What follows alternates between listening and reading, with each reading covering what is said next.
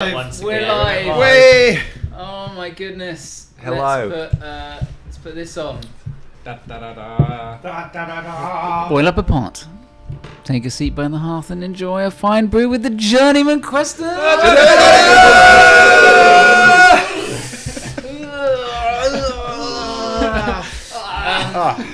Welcome. We are in person.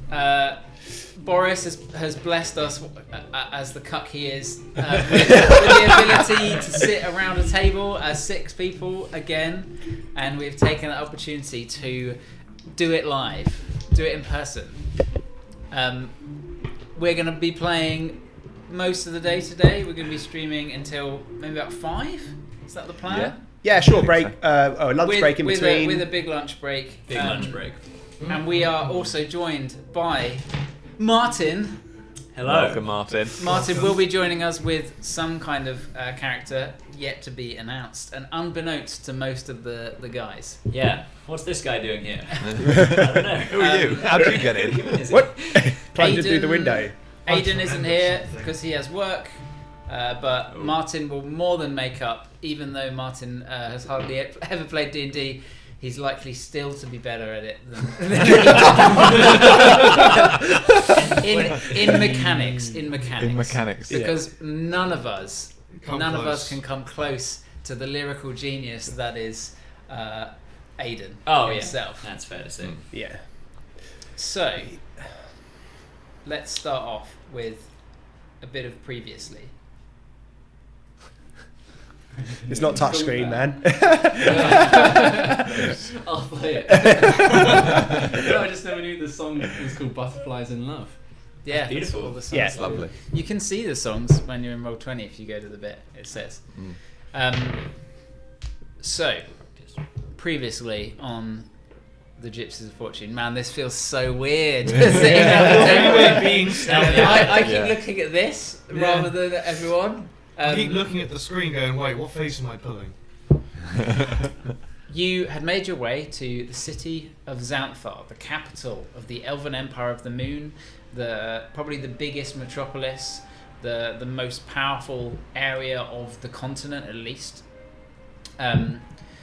where all of the most rich and noble, all of the most extravagant and wealthy, all of the most criminal and dastardly all come together in one massive hot pot stew of multicultural greatness, which is Xanthar City. Original home to the brothers, Dylan and Dutch Gray, growing up in the streets of Xanthar by the docks in their gang known as the Dock Rats. You travelled here from Soulreach on a sort of kind of emissary mission with Celeste Suncrest, Rufus's step-niece.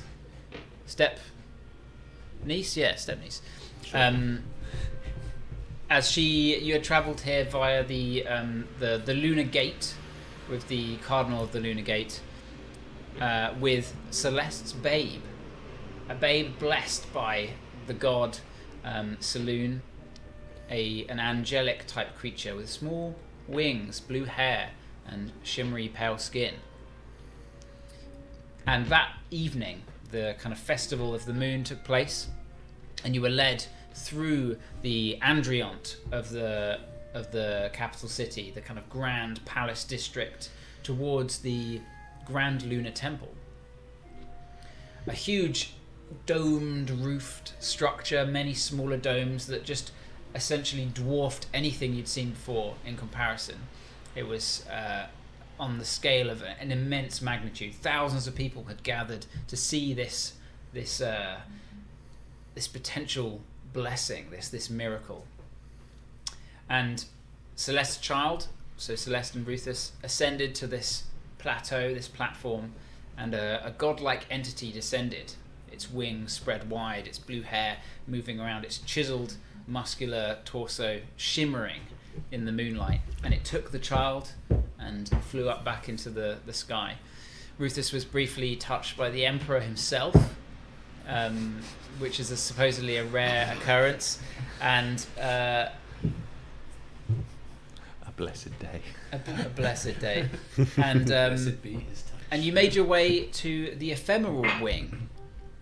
You were taken there by the Cardinal of the Lunar Gate, who introduced you to your new manservant, which I've forgotten his name. Resquire? Resquire Calcia, that is it. Resquire Calcia saw to your every needs that evening in the in your kind of ward that you had, your suite. You drank, you ate ridiculously fancy foods. You had a raucous and jolly good time.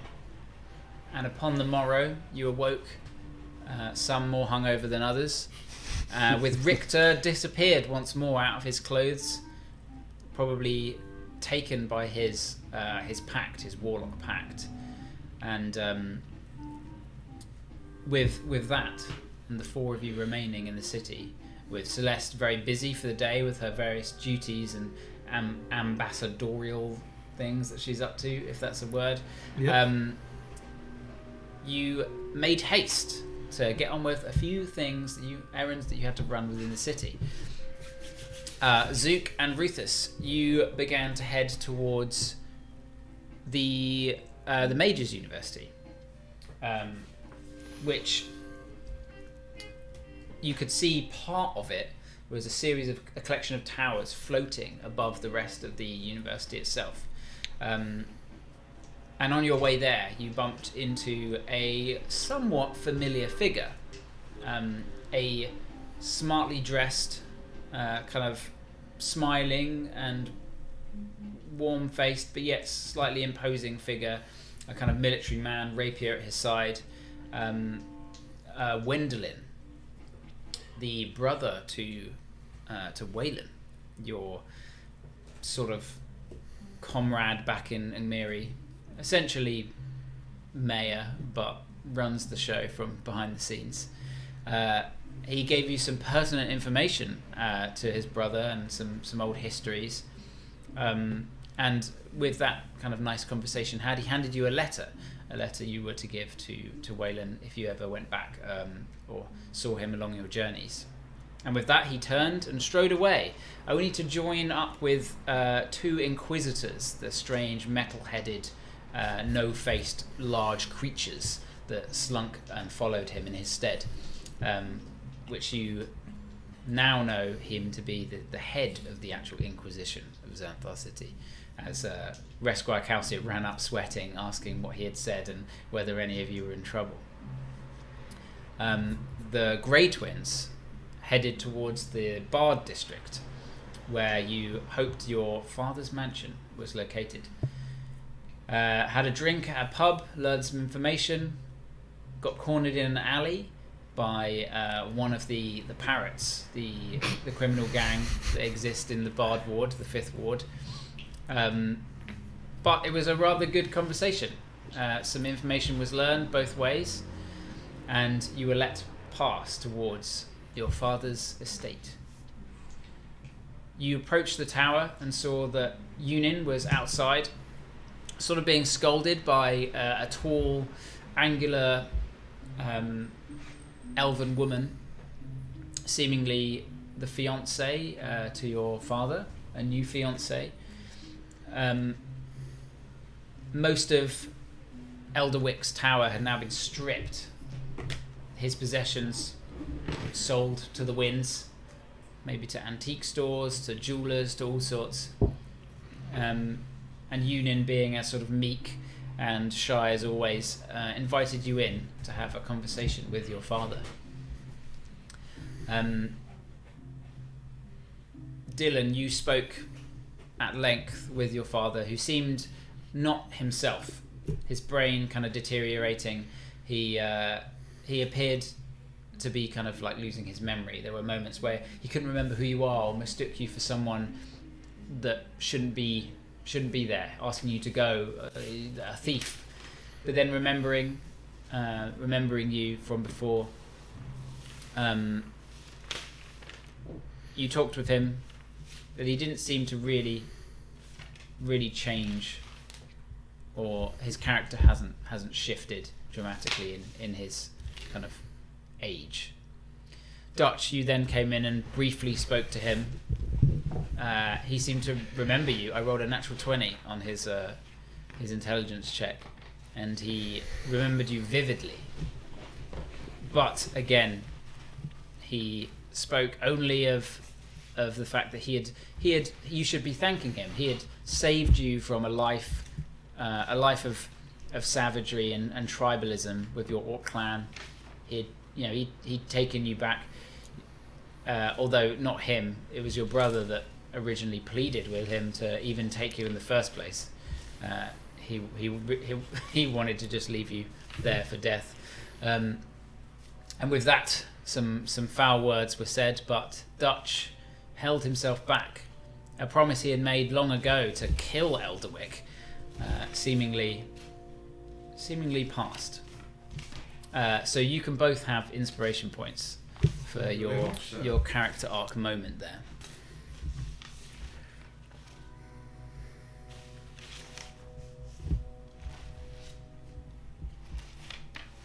And so with that, we will begin today's session with Zook and Ruthus heading towards the Mages University.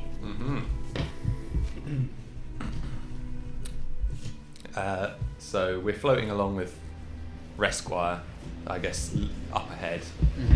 I'm going to turn to Ruthus as we're going. Say, it's been quite a dramatic few days. More has happened than I thought was ever going to occur. We're in Xanthar City. How do you feel? It is overwhelming. There's no doubt about that. It seems like we don't even get a break.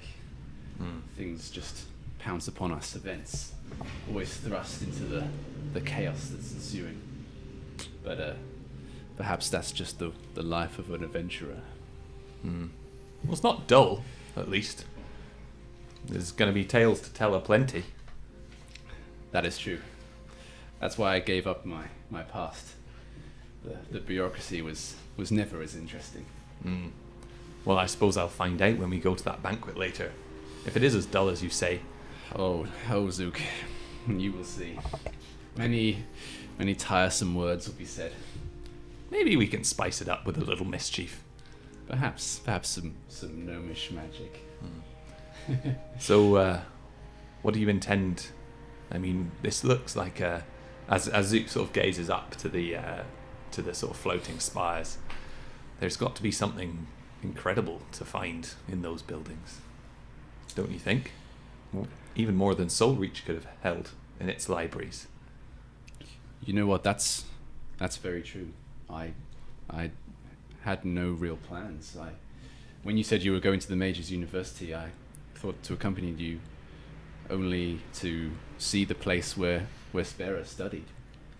But now that you mention it, yes, there could well be some information there. Perhaps on the stones. Possibly. They may know of powerful magics. Aye. I mean, knowledge is a funny thing. As a druid, you see, you know things of old and through lore and knowledge passed down through generations and through the land and the sea and the skies. But this kind of knowledge is far more vast, and its tendrils reach far further throughout the world. That this could be a great opportunity. We just need to think about getting in there, I suppose. Resquire, do you think they would let us in? Oh, well, there's an area that nobles are allowed to visit, but getting into... well, you have to be a student or lecturer of the university to study in those halls. We are here as guests, though, Resquire, as emissaries, accompaniments to Celeste. Perhaps that will give us some leeway. Perhaps I can only ask and inquire. It's not a public library, and nor is it particularly a library at that. I think more the information and archives they have here are that of a magical nature for learned and studied people.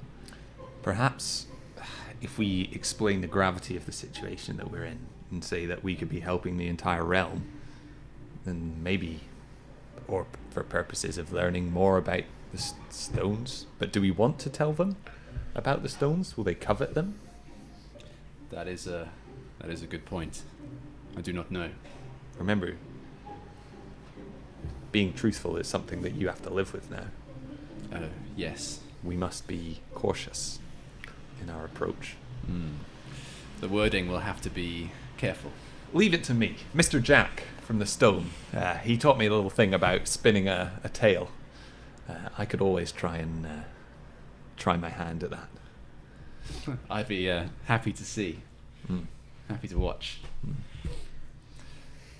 Well, and this come on. letter, like flapping the letter, that we got from what's his name? Oh Wendell? yeah, Gwendolyn. the path. What do you think's in here? I Do you don't think know. we should read it? If they're not on good terms, do you think Waylon would mind? Gwendolyn wouldn't know. He's the only person I'm worried about. He's never mentioned him before, his brother. I hope that. Well, we could try and read it. If cutting the seal. I mean, I imagine that he's capable of putting some kind of magical spell on it to know if it's been broken. But I can always check. Let's have a look. Okay. As we're walking, can I kind of floating? Can I take 10 minutes on the journey to just also be like casting detect magic as a ritual? Yeah. I'd say so. So yeah, I'd be sort of just kind of like pulling out like little seeds from the bark of the staff of high canopy, and they'll just kind of like scatter across the letter a little bit as like little green sparks like start flying off, and I'll see if there's any magic on the letter. The 10 minutes passes, and you do get a magical ping from it, Okay. both of transmutation and of divination. I think there's transmutation and divination, so that means the letter itself can change, and that someone knows if it does, and possibly where it does. Perhaps we shouldn't risk it. No, I remember a letter we tried to open once before that vanished when we opened it. Perhaps we leave it alone and let Waylon. What if it's... Do you think it could cause harm? That's what I'm thinking. Maybe it's dangerous. What if we opened it in a safe place with Waylon, just in case, to protect him? Yeah, he will know nonetheless when we tell him about it. Perhaps he understands that. Oh, something smells good. You pass by a small cart of someone selling what looks to be bags of like delicious smelling candied apples, or like sweets of some kind. Up ahead are the kind of you're on the Andrion side, so the entrance here is like the kind of grounds that would lead up to the university. There's the entrance on the other side, which is the bridge that would cross from the I think it would be the same one. It'd be from the Bard district, because that's on that side. You begin to approach, and you can see there looks to be it's not like a guarded location. You're in the Andrion, and if you're in the Andrion, everyone here is supposed to be of a certain class. You can see what look to be wizards and sorcerers of like a younger age, walking with books in hand. They're wearing all kind of similar robes, some of different colours. Probably you gather to mark the different schools. You see some in like a deep red robe, and there's a couple walking past. They've got kind of like more slick back hair. They look a little bit more sort of alternative, and you can see one's just juggling a sort of little fire mote in his hands. You see some other, some more kind of like stocky, broader looking wizards wearing a kind of like greener color. You can see they look to be kind of like more I don't know, like kind of like rugby types almost. Some jocks. Yeah, you well no they look to be, you gather just from arcane knowledge that a mage's university is split into the different schools of magic, depending on what schools of magic are taught here. You imagine in Xanthar City probably all of the schools of magic are taught, and therefore you probably think the colours are related to the different schools. Resquire Calcia says, well, we can enter the grounds, and then if anyone asks us while we're here, I'll see if I can get us into perhaps one of the towers. I haven't really been in here before, but I can definitely ask. Perhaps Calcia. No, what's his name? Resquire. Well, Resquire's his like title. Calcia is like his actual name. Okay. Perhaps Calcia. See if you can arrange an interview with a professor or a master of one of the schools. Quite right. Yes. Why don't you wait here in the courtyard a while, and I'll see what I can do. If it is to be a specific school, perhaps the divination sector or department. Yes. I know lots about this sort of thing. And he turns and begins heading off. You wait a while in the courtyard, and you see various people sort of coming and going. Students sort of like laughing to each other with books in hand, and Rufus, you sort of just takes you back to a time where you can imagine Sparrow, striding across these courtyards, various experiments being done, learning the kind of arcane ways, and maybe a sadness fills you. Indeed. And inside he's also thinking, why did she have a bucket full of dragon semen? It's all multicolored. It was more like a fish tank, like a little fish tank. You see probably the only adult you've seen so far, a large, what looks to be a Goliath, like a huge grey-skinned, tattooed man, but in full what looked to be like arcane robes, like right up around his collar. That big, almost sorcerer-like collar. He's naturally very broad, but although maybe you haven't seen very many Goliaths, except for the ones from Skulderland, he seems much thinner for his kind, much more kind of like beanpole-y and lanky. He strides along with a couple of students, seemingly like chiding them for some kind of incidents, and they're asking him questions and like looking up, and there's like a sort of a gaggle sort of following him.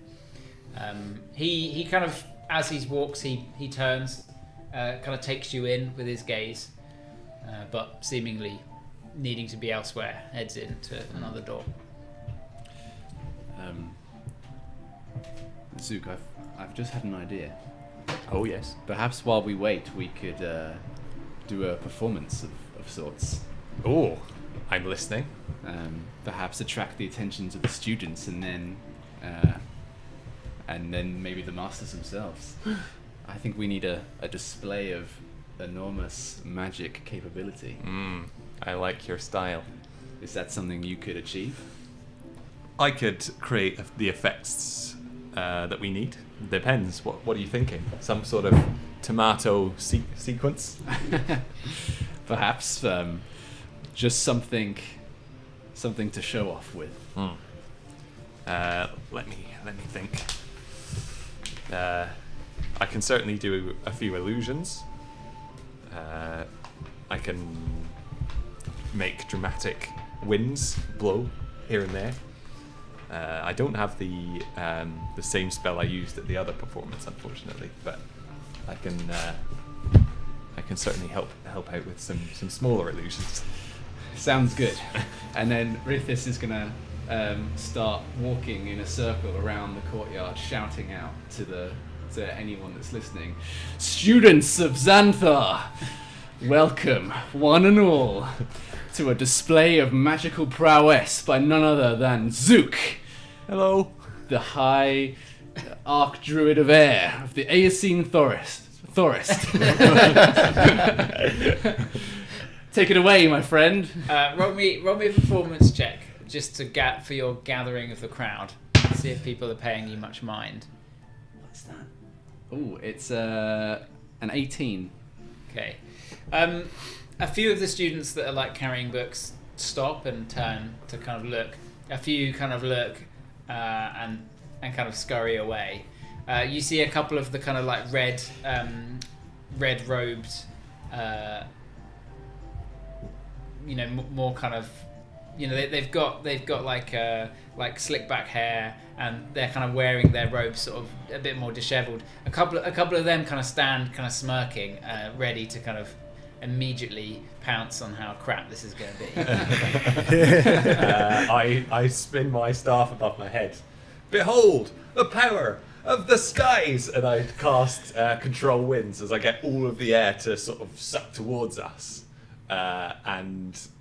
Just a huge gale of wind sort of blows people forwards towards our performance area.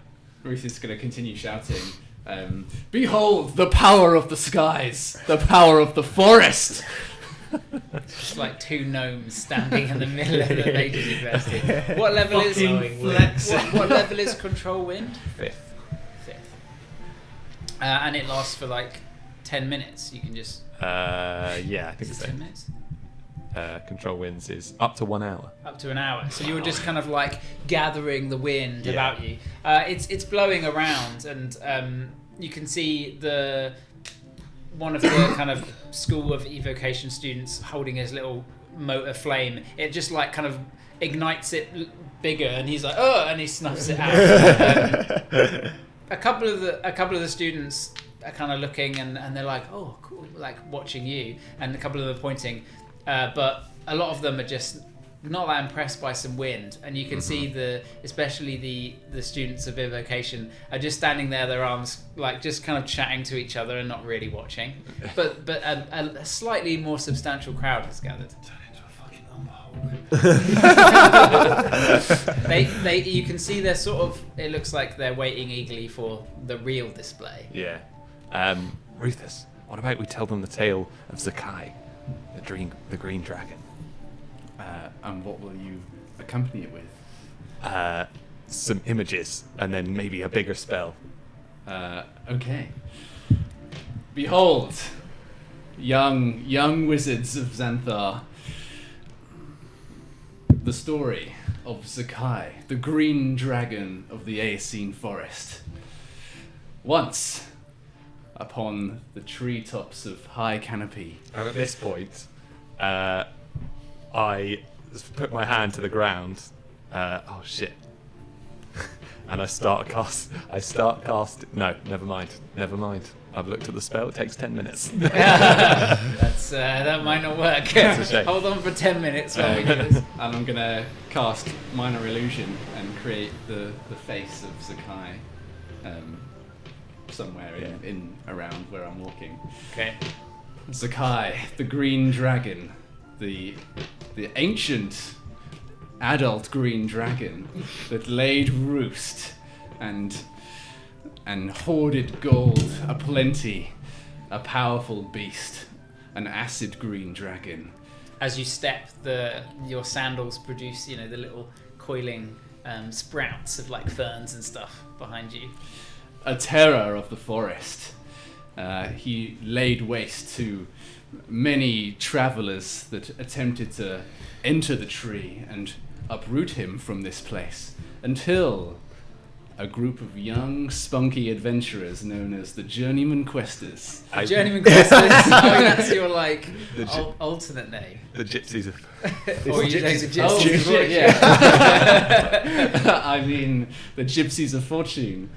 At that point, I create my own minor illusion of us, like looking really like kind of bright-eyed, bushy-tailed, trekking through the swamps of like the Aeocene forest. Okay. Decided to take it upon themselves to venture deep into the wood into the dank, swampy forests and climb the tree, higher than any other tree. A tree enthused with the power of druidic magic. And they climbed this tree and slayed many a kobold along the way. I changed the illusion to Dutch just like planting his fist in a kobold's face. One of the evocation students kind of steps forwards and just shouts, "Just get on with it. We got studying to do.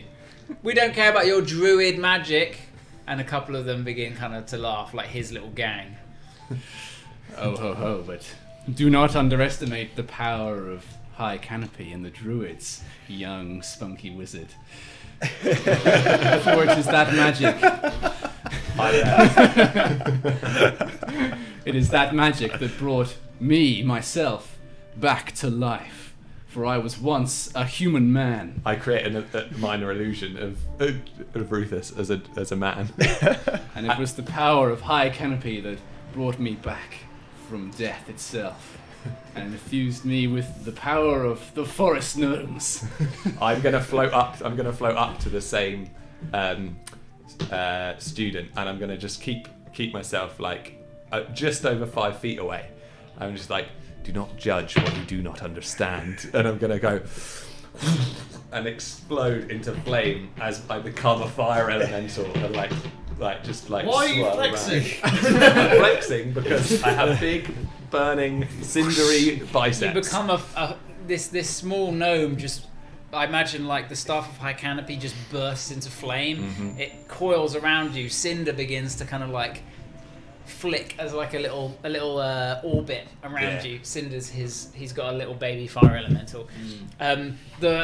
All of the evocation like school little rabble group immediately like he falls back and is like, I just start trailing a circle around Rufus to sort of leave a fiery like line sort of in the ground. These are magics that you cannot learn in any school. Only can be learnt through the experience of the road. Roll me a performance check, please. Oh no! +7. That's a 9. That's a 9 I'm altogether. going to use an inspiration dice. Yeah. If you've got one, Yeah. How? Explain to me, what is it that you're doing to? Rufus understands the importance of potentially talking to a master of magic, and this is a way that we could attract their attention and then have a conversation. And seeing the lackluster look in some of the eyes, Rufus takes a step back and then goes forth with his words. Once more. Amazing. No, you missed a great opportunity for a knowing loss there. It's an 18, so plus An 7. 18. 18 Okay, plus 25. So 25. Nice.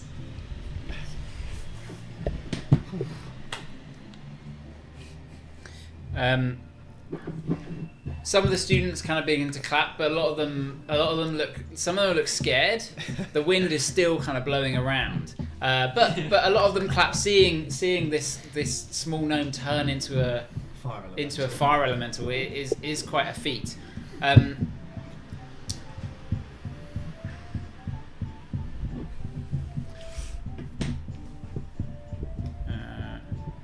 I'm gonna just crank up the wind a bit, make it blow Even windier. even windier, whistling around.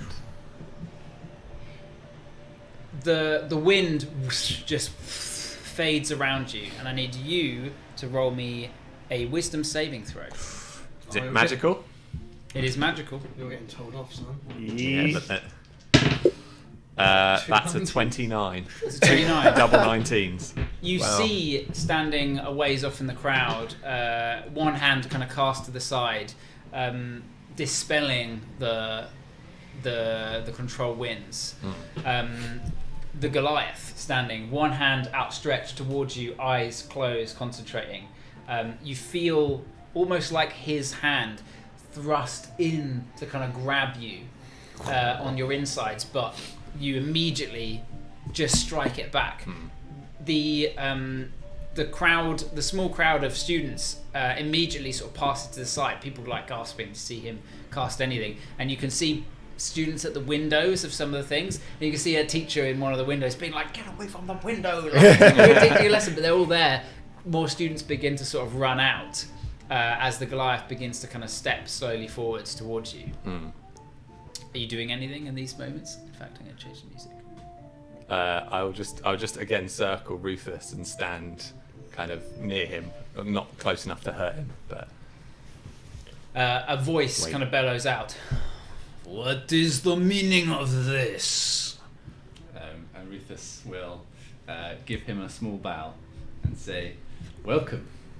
I presume you must be a master here, a teacher." He kind of stares up towards the fire elemental. "And you are who?" My name is Rufus Suncrest. Here on as an emissary, a guide, as if you will, for Celeste. And here, my friend here, is Zook, the Archdruid of Air from the Aircene Forest. I just bow and create small little flaming wings to the side. You can see two more what look to be professors kind of jogging out from one of the archways. They're kind of they all seem to wear, you can tell the professors all seem to wear like darker colours, like blacks and dark blues and dark reds.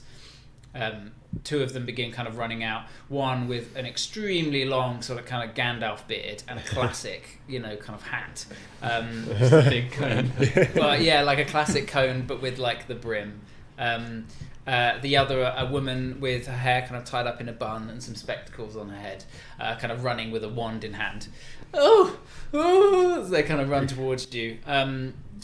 The woman begins to kind of like twist a hand like this, but the Goliath turns and says, "It will not be necessary.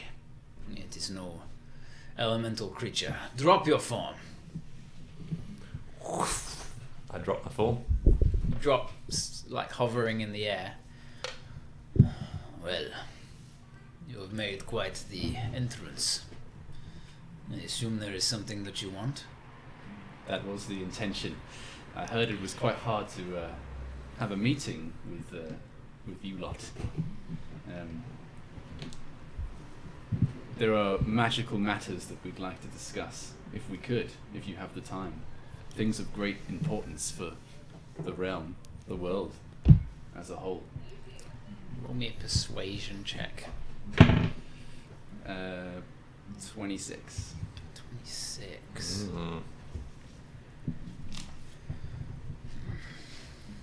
He seems in thought for a while, and the older man with the hat and beard kind of steps forwards, looking around. "I am the headmaster of this university. I demand that you leave at once." And the Goliath kind of turns to him and says, "Well, they are here for conversation. Perhaps you will indulge them in this." He kind of looks up towards you both. "Druidic magics. Come, both of you. This instant. Come on." And he turns and begins kind of walking off. Rufus looks towards Zook and gives you a knowing nod. And we head inside. I give him a wink and flow off. You begin following the Archmage, and we shall head over to the Grey Brothers. Oh shit. So, Dutch peeing on my dying father's secret door. yeah, Dutch, you finish up your wee onto the door, and Union's sort of standing there, just looking about like awkwardly. How many shakes do you give it? 2. Roll a d4. Dutch, was that necessary? Well, I'm guessing talking doors wouldn't want to go rusty, so I pissed on it. Annoyingly, your logic kind of makes sense, but still. So we can't punch through it, we can't talk to it, and we've got to learn a song, and the only person who knows it is upstairs with his memory fading in and out, and his guitar's been stolen by his whore of a wife. I could try and speak to him one more time. I could look Yunin, around do for you- the guitar while you did the lute, while you did that. Different instruments entirely. Yunin, do you think it would be wise to speak to Elderwick? Have you had any luck garnering any information regarding this? What is this? It's an arcane door of some kind? He looks towards it, kind of pulling his silver curtains out from over his face. They're usually, he's got that kind of teenage hair which is just obscuring his face most of the time. I've seen him open it a few times. He sang to it, and the door talked back to him. It had a face in the metal. I presume you don't have any skills with the lute, or? No, I'm not as musically gifted as father is. I also didn't inherit that talent, unfortunately. I am quite naturally charismatic, some people say. I think mainly from my bloodline, my looks. So do you want to just try asking the door Celestial. nicely? I can certainly try. And he kind of walks up to the door, looks around nervously. Hello, door. Could you open for us, please? He got a natural 2. Regardless, it doesn't do anything.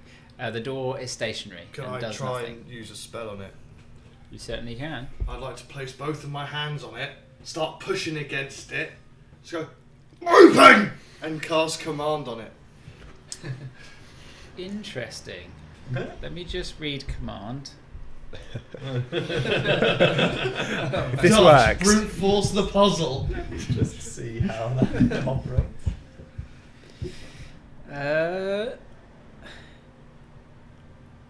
Also, that book just made Dutch a stronger caster because he now has less of a negative. Technically, it's not a creature, so it doesn't work, unfortunately. I headbutt the door.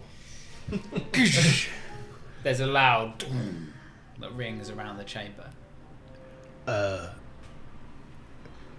appreciate your enthusiasm, but doesn't look like it's going to work that way. No, so we've got to learn a song. We could make it up. And maybe we'll get it right. As painful as it was, I'll see if I can have another. Chat with Daddy. Exactly. If not, we'll have to think of an alternative.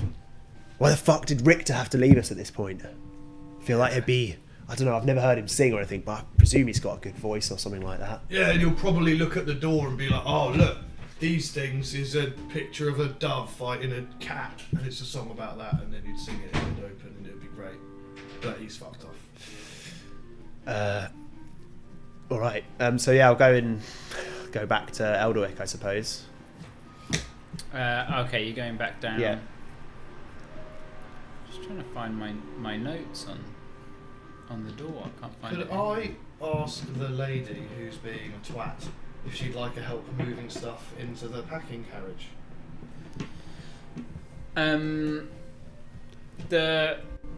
His new wife, yeah. So The one taking all his shit. her name is.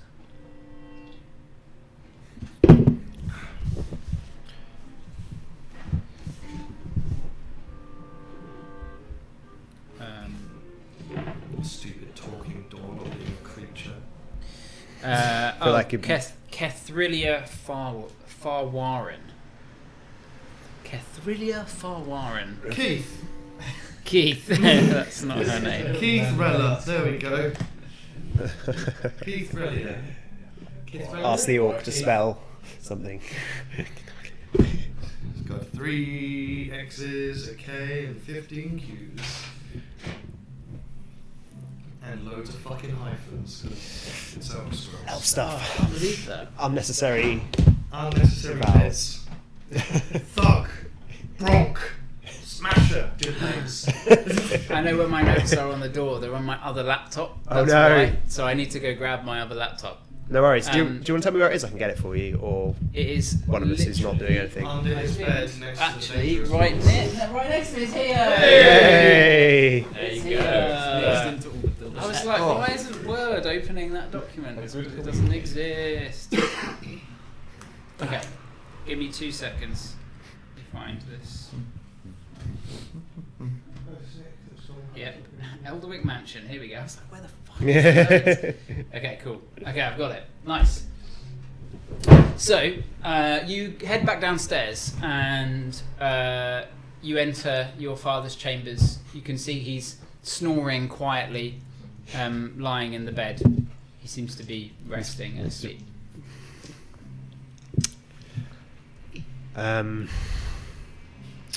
I won't wake him. I'll just go and take a seat next to him and I'll wait for him to wake up, I suppose. Okay. Yeah. Meanwhile, Dutch, you head back downstairs. I'm going to ask Kithrelia. Yep. She'd like someone to help move things into the cart. She turns. Oh. Well, yes, I suppose I better put you to use. There's, yes, the stuff that's in the second living room. All of that, just move it out to the front. Just be careful with it. It's valuables. Okay, perfect. And anything that looks really valuable, I'm gonna anything small and valuable, I'm gonna nick it. Okay, sure. Make me an investigation roll, please. Anything that looks like a family heirloom, I'm gonna nick it so I can give it back to Yeah. Dylan later. You got the bag of withholding. Yeah. What is this? Investigations? That's Yes. int. Oh, so it is just a flat 9. A flat 9. You don't find any small trinkets. Seemingly she's Done those away. sold all the good stuff. The stuff that she's asking you to move is mainly like antique furniture. So there's like the sofa. There are some portraits Yeah. that look to be like all bound up. You take a peek sort of between at them, and they're all of Elderwick. Okay, so there's none of like, Oh, the you know, bad. there's none of Elfie Mum, there's nothing. No way. Oh, They wouldn't- fuck. no.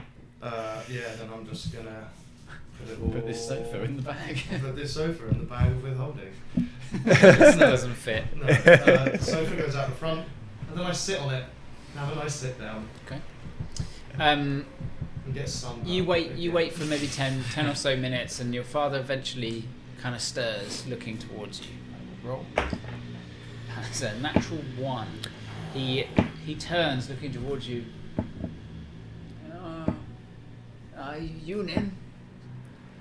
Yunin, fetch me some water, please. I am very thirsty. Okay, Father. And I'll go and just get him some water. And You get some water from downstairs and bring it back. He sort of he doesn't take it from you, but he expects you to kind of pour what's it the to his name of lips. the wife again? Kithrelia. It's really, yeah. You know that Kithrelia is selling all your trophies and your items. Oh. No. Who? Your new wife. Yes. Oh yes, she's lovely, isn't she? Very lovely. She doesn't have access to the magical door. You know the one of which I speak? Ah, yes, the vault. Oh, yeah. Yes, no one's getting their filthy hands in there. What about your beloved son? No, you're not allowed in there, Yunin. Could I- It's dangerous. Could I place a hand on him and cast friends? You can. Yeah. There's no save, is there? It's just a. Please, friends Father. With the save. No save. It's No. just advantage on persuasion, it's- on deception or persuasion. Yeah. Oh, yeah. Yeah. Please, Father. I'm going to be left with nothing. I promise I won't take anything dangerous. Roll me a persuasion check. Or deception. He's lying Oh, about being you are you. lying. Yes, you are lying. In that case, deception, please. Under the table. Ooh. What are you lying about? Oh, I see double digits. It's an 18 plus. So he won't take anything dangerous. Unnatural 20. Everything dangerous. Okay.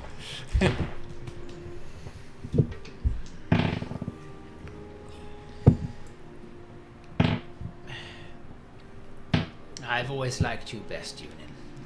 I'll take that. You're a good boy. You're a good boy. And he reaches out and sort of tussles your hair a bit.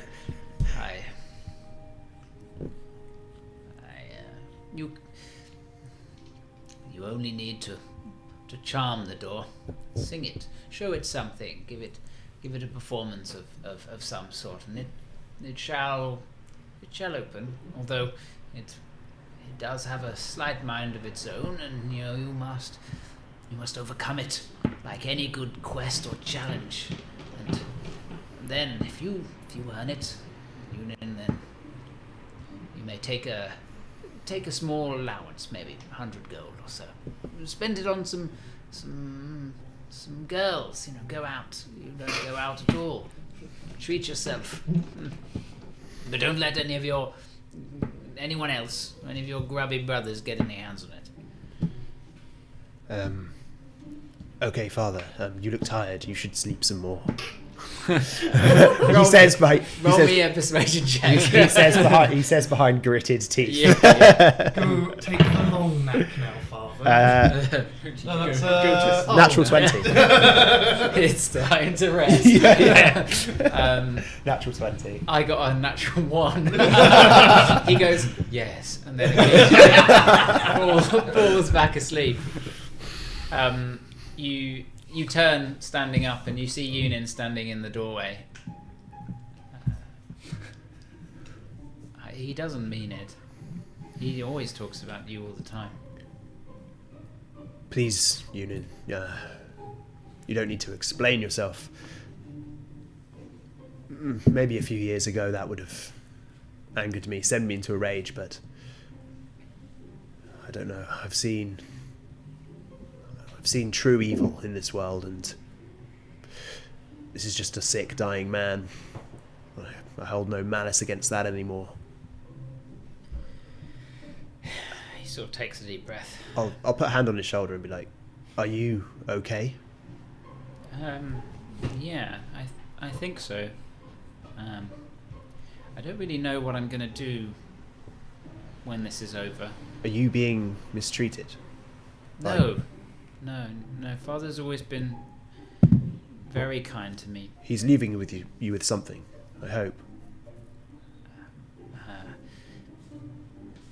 He hasn't said anything about it. I don't think he really realizes he's even dying. Listen, something's happening in the West. I won't go into it now, but perhaps I could fill you in later, over a drink or something like that. Oh, yeah. He sort of smiles a little.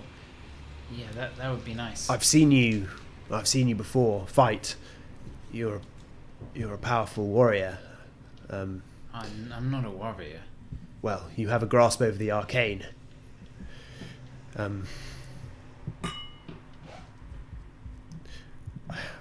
Please, it's not my place to ask such things of you, but something's going to happen soon, and we could use you on our side.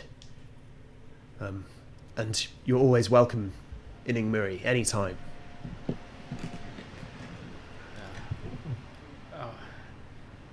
He turns and just scurries down the stairs. Dutch, sitting on the sofa, maybe having a smoke in your pipe. Yes. The gates at the end of the path swing open, and a figure kind of strides up the path. Martin, would you like to describe what your character looks like? Oh no, Dutch is the first. What does Dutch see? A tall, dark man carrying a large sword slung over his shoulder. Small, sharp, jagged horns protruding from his forehead. A hint of a tail concealed under a long, dark cloak. Let's see.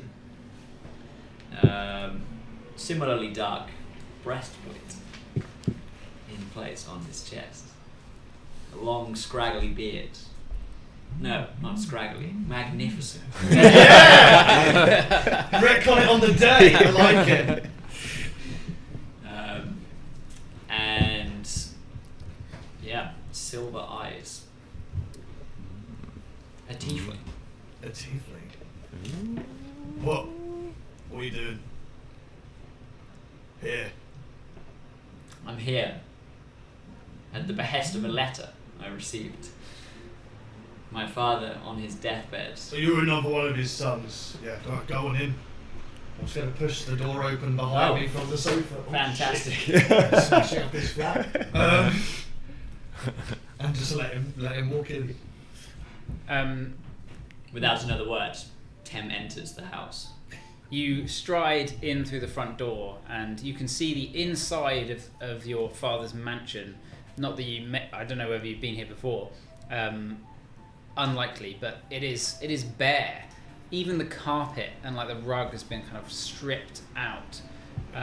Good. Some of the wallpaper, has even been kind of ripped and coiled up, ready to be kind of moved out. You saw the half-orc sitting out on a chair out front, along with just a load of the stuff inside. You look up the kind of spiraling staircase, and you can see a older teenage boy, silvery hair, wearing kind of mage's robes. You recognise as Unin, your other half brother. He's an Asimar, so like essentially the opposite of you. He has a slight deity in his bloodline, Celestial, like somewhere, angel or a as opposed to celestial, demon, or yeah. like something. Yeah. He's definitely bigger than you last saw him. He kind of looks down and says, "Oh, Tem, you got my letter." Yes. Hello again, little brother. Father's upstairs. He's not well. He might not remember you. It depends how his memory's doing on the day. He will remember me. Right. Out of the way. Right. Unin kind of moves to the side and lets you pass the stairs. You stride up, entering the bedchamber, and you see standing up to leave Thea. Would you like to describe Dylan? You see a half elf, so slight elvish features, but not the full-on pointed, large pointed ears. Of course, Shoulder you've got length, your illusion up, yeah. don't you? Yeah, Shoulder length, sort of mousy brown hair, like scraggly, unshaven sort of facial hair, not a long beard. He's wearing a long trench coat, leather brown trench coat, and you see like leathers underneath, a bow over one shoulder. Not as handsome as Elderwick, but there's definitely a hint of his features there. You see a tiefling of how Martin described enter perhaps a similar nose that you all seem to share with Elderwick. You see him standing. How tall are you? You're quite big. 7-ish feet. Yeah, big. Yeah. You stand. Ducking. I mean, obviously, I don't see any of his features properly. No. I mean, I have the You outline. take in his form through your blind sight. Yeah, He doesn't appear blind to you. Oh. yeah. He's got an illusion cast that you are unaware of. You stand kind of stooping into the doorway, and you see Elderwick, your father, looking extremely old, like older than you ever really imagine him being, lying in bed, frail, asleep, snoring. His mouth is sort of open. That's not Unin. Can I help you? Who are you? Who are you? What are you doing My name here? is Tem, eldest son of Elderwick. I've come to spit on my father one last time. I should have known another would turn up. He's in a bad way. I wouldn't suggest you do anything to distress him as much as... Even if you hold twice as much of the resentment towards him that I do. He's not who he was. Now that I see what the ravages of age have done to my father, perhaps that is punishment enough. So, I didn't think I'd be meeting another of his children today.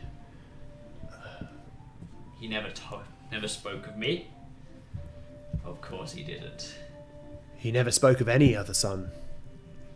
Well, the brief times that I met him, once or twice really, but he was always praising of myself, of my own abilities. I presume it was all the like for the rest of the children that litter the continent. He left me to rot. He never gave me anything except this lousy name. I see. Then why have you come?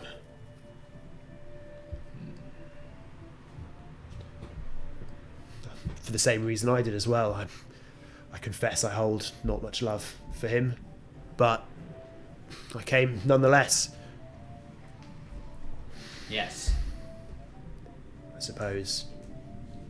Should there be any treasure left, may I take a portion? Otherwise, I want nothing to do with the man. I wanted to make sure he was gone. His new wife seems to have stripped the mansion bare.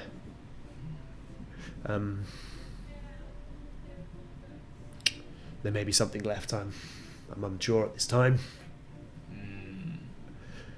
This is Let me speak with him. Please don't do anything rash. I will wait outside, but...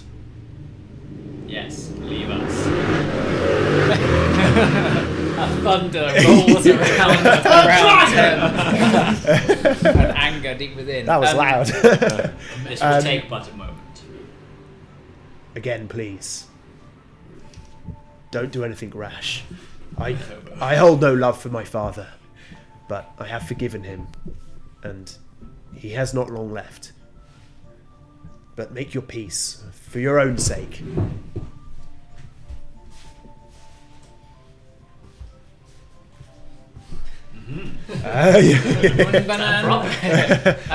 Flies across the room. Tem, you step up to the side of the bed, towering down over your father, and the shadow kind of crosses him, and he stirs. Are you going to step out or within? Where are you going? I will. I will hold a spell actually. Okay. Yeah. It will only, if you hold a spell, it only lasts the round. So Does only it? lasts 6 seconds. Yeah. Okay, that's fine. I will draw an arrow from the quiver and like hold it like under my coat, sort of thing, and like have my bow like sort of like. But out of sight, out of the yeah, out of sight. Yeah, and I'll be around the corner, but like I'll know anything. That alert skill. You stand over your father and you see he stirs and looks up towards you. I need to roll to see his memory. You see confusion sort of pass over his face at first, and then it kind of relaxes.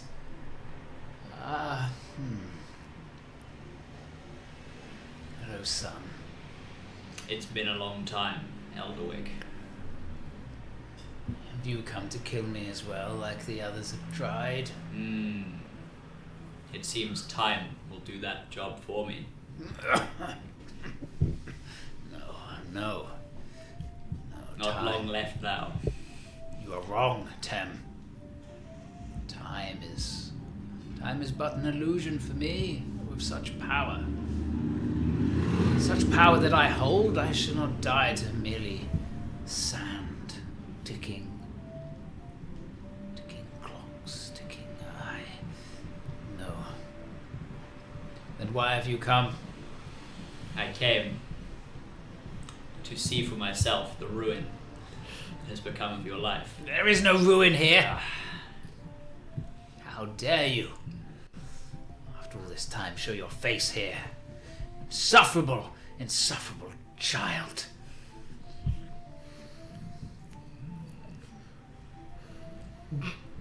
What does he say now? Good question. The memories that you bring back to me now are ones that I have tried to forget. purged me from your memory, have you? It would seem maybe I am not as skilled in that as I thought.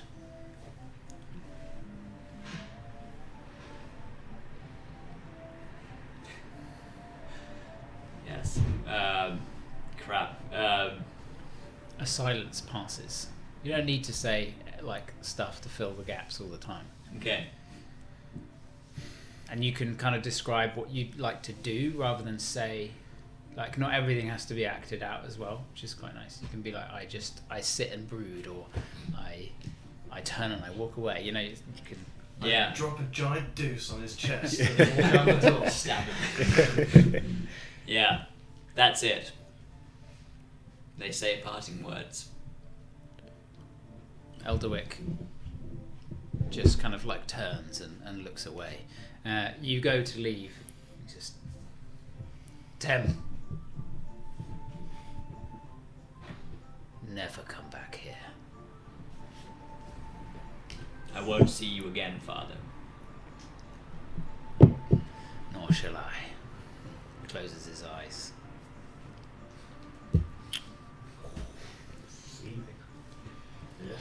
That was worse than Dylan and Dutch's ones. You How step out of the room. Well, Savage. yeah, theirs wasn't quite as brutal as that. Theirs is bad too, though. You step outside and you see Dylan, your half brother, standing cautiously outside of the door. He's not looking at you. His eyes are just sort of cast down, but you can tell he's taking you in. Sheathe that arrow, boy. Just a precaution, as you can understand, but with those words that he said to you, I would have struggled not to end him there. Please, what is your name? Tem, I heard. Yes, Tem. You can call me Dylan. I'm not sure how much longer I want to stay in this place, but I may have to return. Would you accompany me for a short while? I would be interested to know more about you. I can show you more love than that man in there, I promise you that. Let's talk. Okay, I think we'll leave at that point and go to Dutch. Okay. Dutch, you see your brother and the tiefling man step out. Just come forward another doorway. So, how'd it go? Tem, I didn't seem well on my end, but The old man is getting what he deserves. I think he feels the same way as you do. Maybe the same level of hatred, at least. Well, And I can't blame either of you.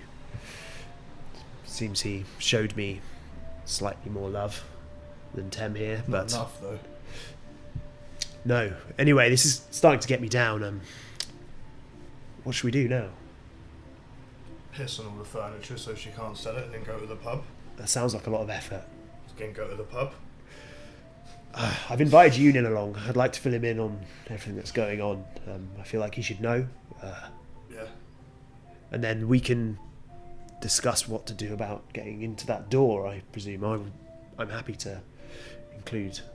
Well, I'm not sure about how much I trust him, but he seems to have good judgment on Elderwick at least, so... perhaps we can enlighten him over a drink. Yeah. Sounds good. Beer. Yes. Can we track down Union, and we'll try and slip out without the evil lady? Sure. Union seems like he's eager to kind of escape and go with you, but also says that he feels like he needs to stay and kind of watch over Father. You can make me a persuasion roll, though. I mean, if he dies, he dies, right? Or we can arrange a time to return once we know more about finding a way into the He says he'll be vault. there. Yeah. Stay safe and don't let that woman work you to the bone. He kind of nods and he summons his shadow mastiff. Oh, yeah. He summons this like shadow hound, and kind of runs off through the garden. Yunin, although like he looks kind of maybe 18, 19. He seems younger, almost like he's had this really sheltered. Yeah. There's some like homeschool kids just really sheltered because they've literally just been like an only child and homeschooled. Been babied 24/7. And he's Is it like obviously he drinks a lot of milk. Fucking milk drinker. he's obviously been like really overly fathered by Elderwick, as like Elderwick finally kind of settled on him, and he's his favourite son. Yeah. You imagine the overpowering character of Elderwick has just kind of Neutered him. quelled his personality and left him sort of just hospital lad. slightly Meek and mild. Yeah. Milk salt. So you turn and begin heading towards. There are plenty of. So you're currently in the Bard ward, the fifth ward of Xanthar City. Each ward is like an entire district, and the Bard ward is essentially just made up of tavern upon tavern upon tavern. Essentially, every other building is a tavern or a tap room of some kind. It is the kind of like party central district. It's where all the music's going on. It's where festivities are happening. So it's very easy to find a tavern. Are you wanting to go anywhere in particular? Yeah, not one of the taverns where everyone might want me dead. So not one of those ones. So should we stay in the... Well, you got the impression that the parrots here wanted no qualm with you because of the kind of situation hanging over your head. Should we go to the tap room we went to before, where we spoke to the barman and he gave us the address and he seemed alright and not like a prick? The elite sword. Yes. Yeah, you can head back there. Elite sword? Sounds good to me. I should. Well, hopefully this illusion will. You'll understand shortly, Tem. But this illusion will drop, and at the same time as the other thing stops being apparent. Precisely. I make this action. Okay, so you guys begin heading to the elite sword. Meanwhile, so Rufus and Zook, you are led by the headmaster through various halls. He kind of walks ahead of you briskly as students pass out of corridors and kind of like looking a bit dishevelled, and then immediately try and smarten themselves up a bit. He flicks a hand towards a couple of them with a wand, and it like does their tie up, and he kind of mutters at some of them, pull your socks up properly, and they kind of, he just uses some minor cantrip magic to either prestidigitation the dirt off them or whatever. So both of you rapscallion gnomes, you are druids, are you? And you are here from the Aeocene Forest. Well, that is quite a ways away. The western part of the Empire, if I'm not mistaken. He's like walking and talking, facing away from you, ahead of you. Well, sir, we're not both druids, but we do have an affinity, both with the Aeocene. We're from somewhere just beyond, a small town called Ungmeri. Right. Well, we don't deal in druid magic here. Out of the way! And he kind of gusts a bunch of kids against the wall and kind of carries on. Well, that's fine. We're not specifically here to be trained in druid magic. That's my Well, I guess you're far too old to be trained at this point, and if you're claiming to be an archdruid, well, I mean, that's no archmage. Follow me. I hope you're not scared of heights. No, quite enjoy them, actually. He heads down one of the corridors towards an end where there's like a cylindrical kind of like turret at the end of one of the rooms. He turns, kind of standing in it. Well, get in. Okay. Are you coming with us? He's in there. He's like, come. It's like a lift. He's like, come on. Rufus, keep your feet. Come on. what? And I follow in. You follow in. What do you mean? He waves his wand, kind of incanting some kind of spell, and you see glyphs light up on the ground beneath you. And there's a sudden whoosh, and the kind of spherical stone floor that you're on just lifts up. Does it feel like G-force? You immediately hit into it as you're like my coccyx. gliding, and you're like, "Ugh." Ruthless, you kind of stand your ground as it threatens to kind of buckle your knees with the kind of sheer force as it lifts you up. And you can see, like ahead of you where all the glass panels are, they're kind of whooshing past until they stop. And you find yourself just kind of like floating on this disc. I don't hit up the ceiling, and up. do I? There is no ceiling. Oh. You are now up and out above the university. Above you, you can see a cylindrical hole in one of the towers that floats above, and you kind of rocket up on this disc that he seemingly kind of controls. Careful, don't fall off the edge now, gnomes, as he kind of twirls it around. You glide up, spiraling, and eventually enter into the kind of hole in the bottom of one of the towers. Again, it kind of slows, and the stonework around you stops. The stone door kind of slides open, and you find yourself in a rather open, glass-windowed, breezy chamber. Take a seat. I don't have long, but please get some refreshments. He kind of twirls his wand, and you can see the cups and saucers. Tea begins kind of like pouring and scooting over towards you. Ooh, did he say what his name was? He hasn't yet, no. You just know him as the headmaster so far. He cool. takes his robe and kind of throws it down onto one of the sofas, and you can see underneath he's wearing very kind of immaculate but nice sort of like a mage's doublet. There's kind of like that flare and that twist to it, but it's all black, like completely black. I'm going to take a teacup out of the air as it floats over and take a seat. I haven't had the chance to formally introduce ourselves. My name is Ruthless Suncrest. This here is Zook, the Archdruid of Air from the Aesine. A pleasure. I am Headmaster Archmage Chiffron. It is an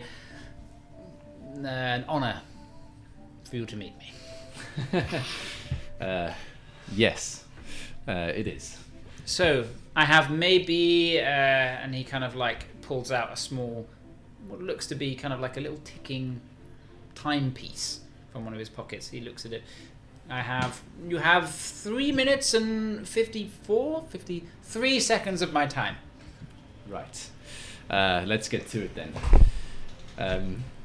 We came to you thinking you are an expert in all things arcane. Surely you must be. Therefore, I must tell you that in the west, beyond the Empire, there are magics brewing beyond anyone's imagination. Magics brewing in the west. The west, past there is the Varamark. Aye, the Varamark. Have you ever heard of the Stones of Power?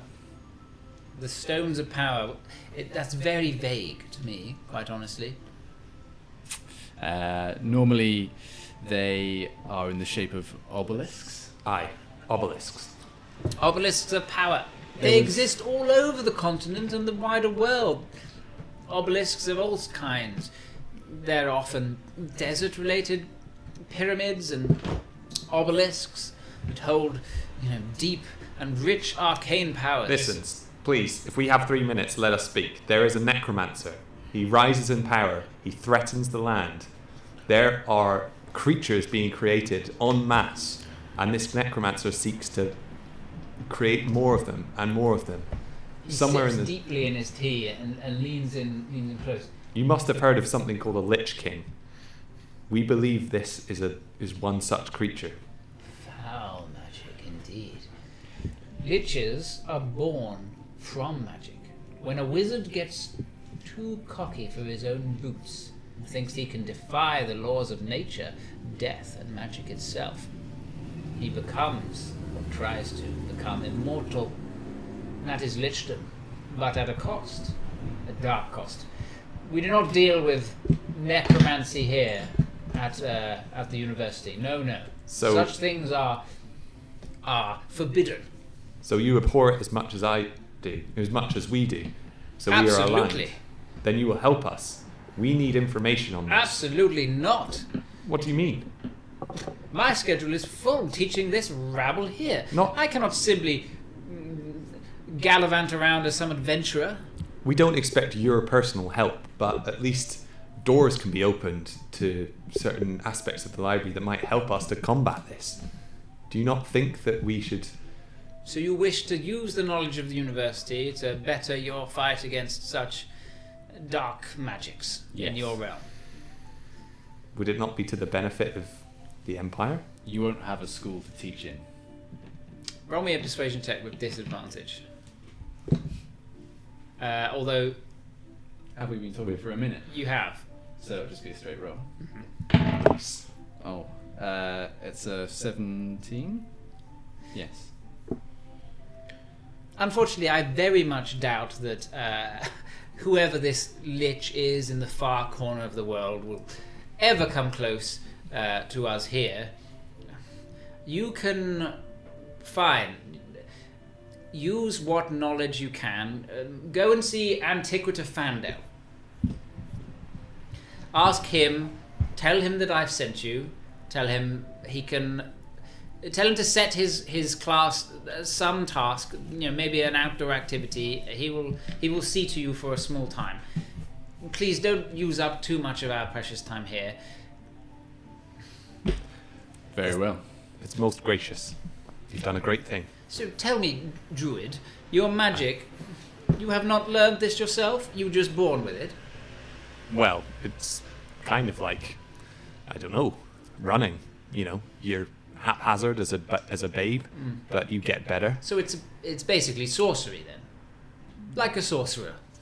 Well, I guess so. I'm not familiar with many sorcerers. You but harness it from plants and herbs. Well, it's more than that. It's the forces that undercut them. It's the breath that flows through their veins. It's the whole system of roots that connect us all together.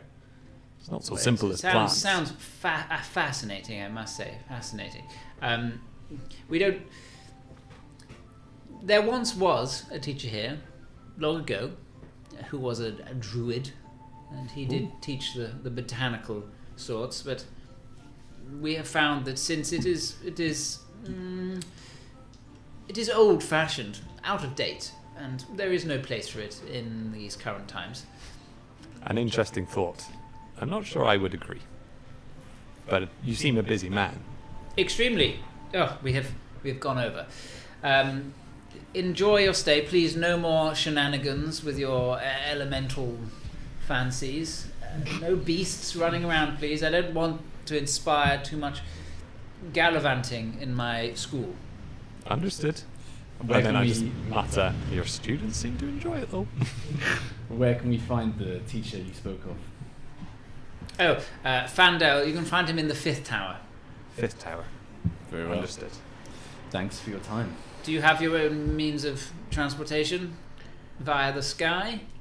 You are a druid of air, of course. Of sorts, but frankly, I'd quite like to enjoy, when in Xanthar, as they say, I'd like to test out these shoots, these things. Well, one without the arcane means cannot possibly hope to understand their complexity. I see. Would you mind helping us out? Sending us off? Druids. Steps into the circle. Get in then. Right.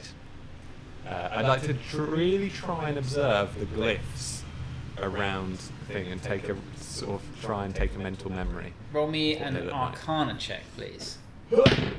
It's a 7. It's a 7. Unfortunately not. So almost a 15. These look like rabbits in a way. The glyphs themselves that are kind of embedded in seem to appear, rather than being etched in as permanent, seem to appear as he casts the spell. And it seems to you, as he casts it and you move down, floating around, it's not just moving up and down. He's like controlling where this disc is going. So he's moving the disc. Got you. Some kind of wizard spell to do with Would discs. be great in a wagon. You know what, Zook? I had a dream the other day about rabbits. I was in the tree and there were hundreds of them everywhere. Oh, interesting. What omen is Saloon sending us? Or what's High Canopy saying? Rabbits everywhere. Perhaps you'll have more children. You watch as he kind of twirls it around, and you descend back down into the kind of area that you were at before. Right. Well, pleasure. Tell your peoples of the forest that, perhaps read a book or two. Learn some things. A bit I more. see. Tell your mages to whisper to a squirrel sometime. Right. Very well. They often have great warnings. You sort of say as they disappear. He's got no idea, has he, Rufus? He doesn't even know. The help that a young rodent can give a man. Right, so which one do you think is the 5th tower? Well, I guess we work our way up. 1, 2, 3, 4, 5. Or maybe we could ask around a student. Someone roll me an investigation check. I've got a +1. I've got a +2. A 17. Asking about, you are directed towards the 5th tower. There's like a series of towers that kind of mark each of the schools of magic. So there's 8 towers here that all kind of spiral around the courtyard. You go to the 5th tower, you enter, and one of the students who's sort of eager to allow you entry shows you to the chambers, or the office of Antiquita Fandel. The student kind of knocks on the door, and you hear this. Yes. Whom is it? There's some people here asking for you, and you sort of let in. And a ancient old human man, wizened. His robes are just kind of like barely hanging on his skeletal form. There's a class of students. There's about 3 students in his class. 2 of them are just like asleep in their hands like this, and the other one is like paying attention so much, like really, really paying attention. Class, please. I shall see these gentlemen. We shall reconvene in 2 days. And they sort of get up and begin to leave. Oh, yes, you are. We repeat the introductions. We are here at the bequest of the headmaster. Yeah. Okay. Come in, take a seat.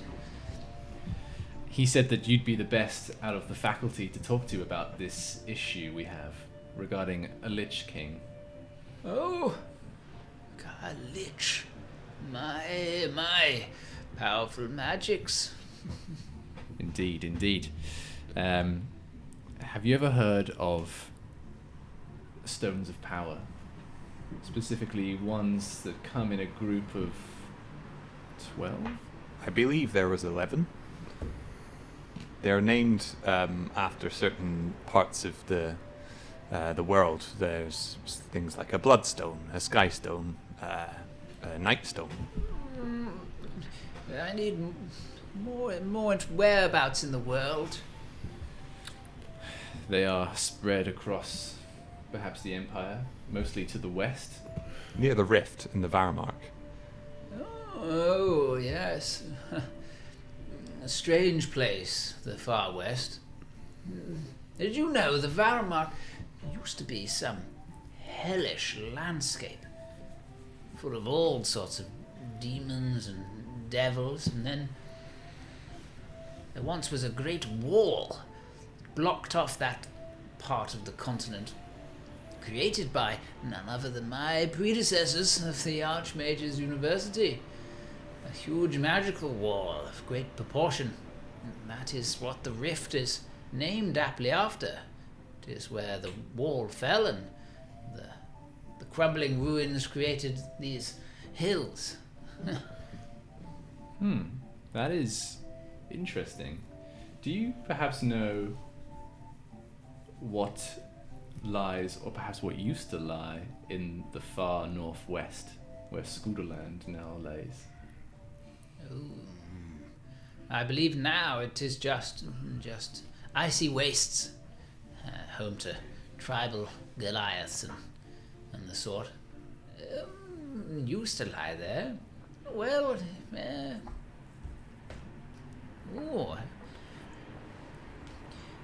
not but perhaps 500 years ago, in the age where the land was a fiery waste. There was said to be collections of peoples that dwelt there. People traded and dealt with the small factions of savage peoples that lived there. The sea was so hot by the coast that the Empire built great ships made of iron that would sail there to trade with these peoples.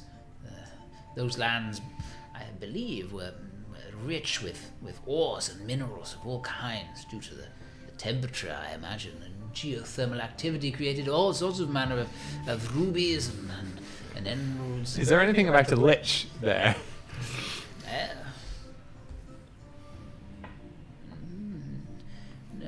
No. There have been a few liches to exist, but most of them either fail in their own way or are cast down by some mighty adventuring group. Another question. Have you ever heard of a creature that has 6 arms? Perhaps in legend. In legend, there are lots of creatures with multiple limbs. Maybe it's something a little more demonic, with horns. Something that has a connection to possibly the Shadowfell, or maybe other realms. These are all lots of different aspects. I cannot think of a particular creature. No, not a demonic one. Well, it's worth asking anyway. Do you have any books on these sorts of areas, liches, lichdom, things like that? No, certainly not. We don't let the students study that sort of thing. They do not know necromancy is a filthy, filthy habit. Do you know if Lich Kings, if their goals are always the same? Roll a persuasion check. Have we been here a minute? 16 or 14. 16 plus 12, 28. Quite persuasive. Fine. Well, look, liches are born essentially from when a wizard, mage, or sorcerer wants to become immortal. They will use magics of necromancy, powerful ones, to essentially cheat or escape death. But it is at a cost. Their mortal body and flesh and bone becomes that of the undead. They are of an undead nature. What was your question again? Well, specifically, what we really want to know is this Lich King, they are collecting these stones of power.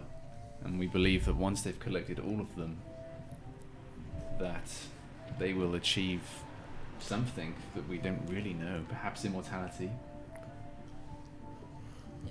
If they are a lich, as you say already, they are likely to already be immortal. A lich in itself is called a lich because they are undead and ever living.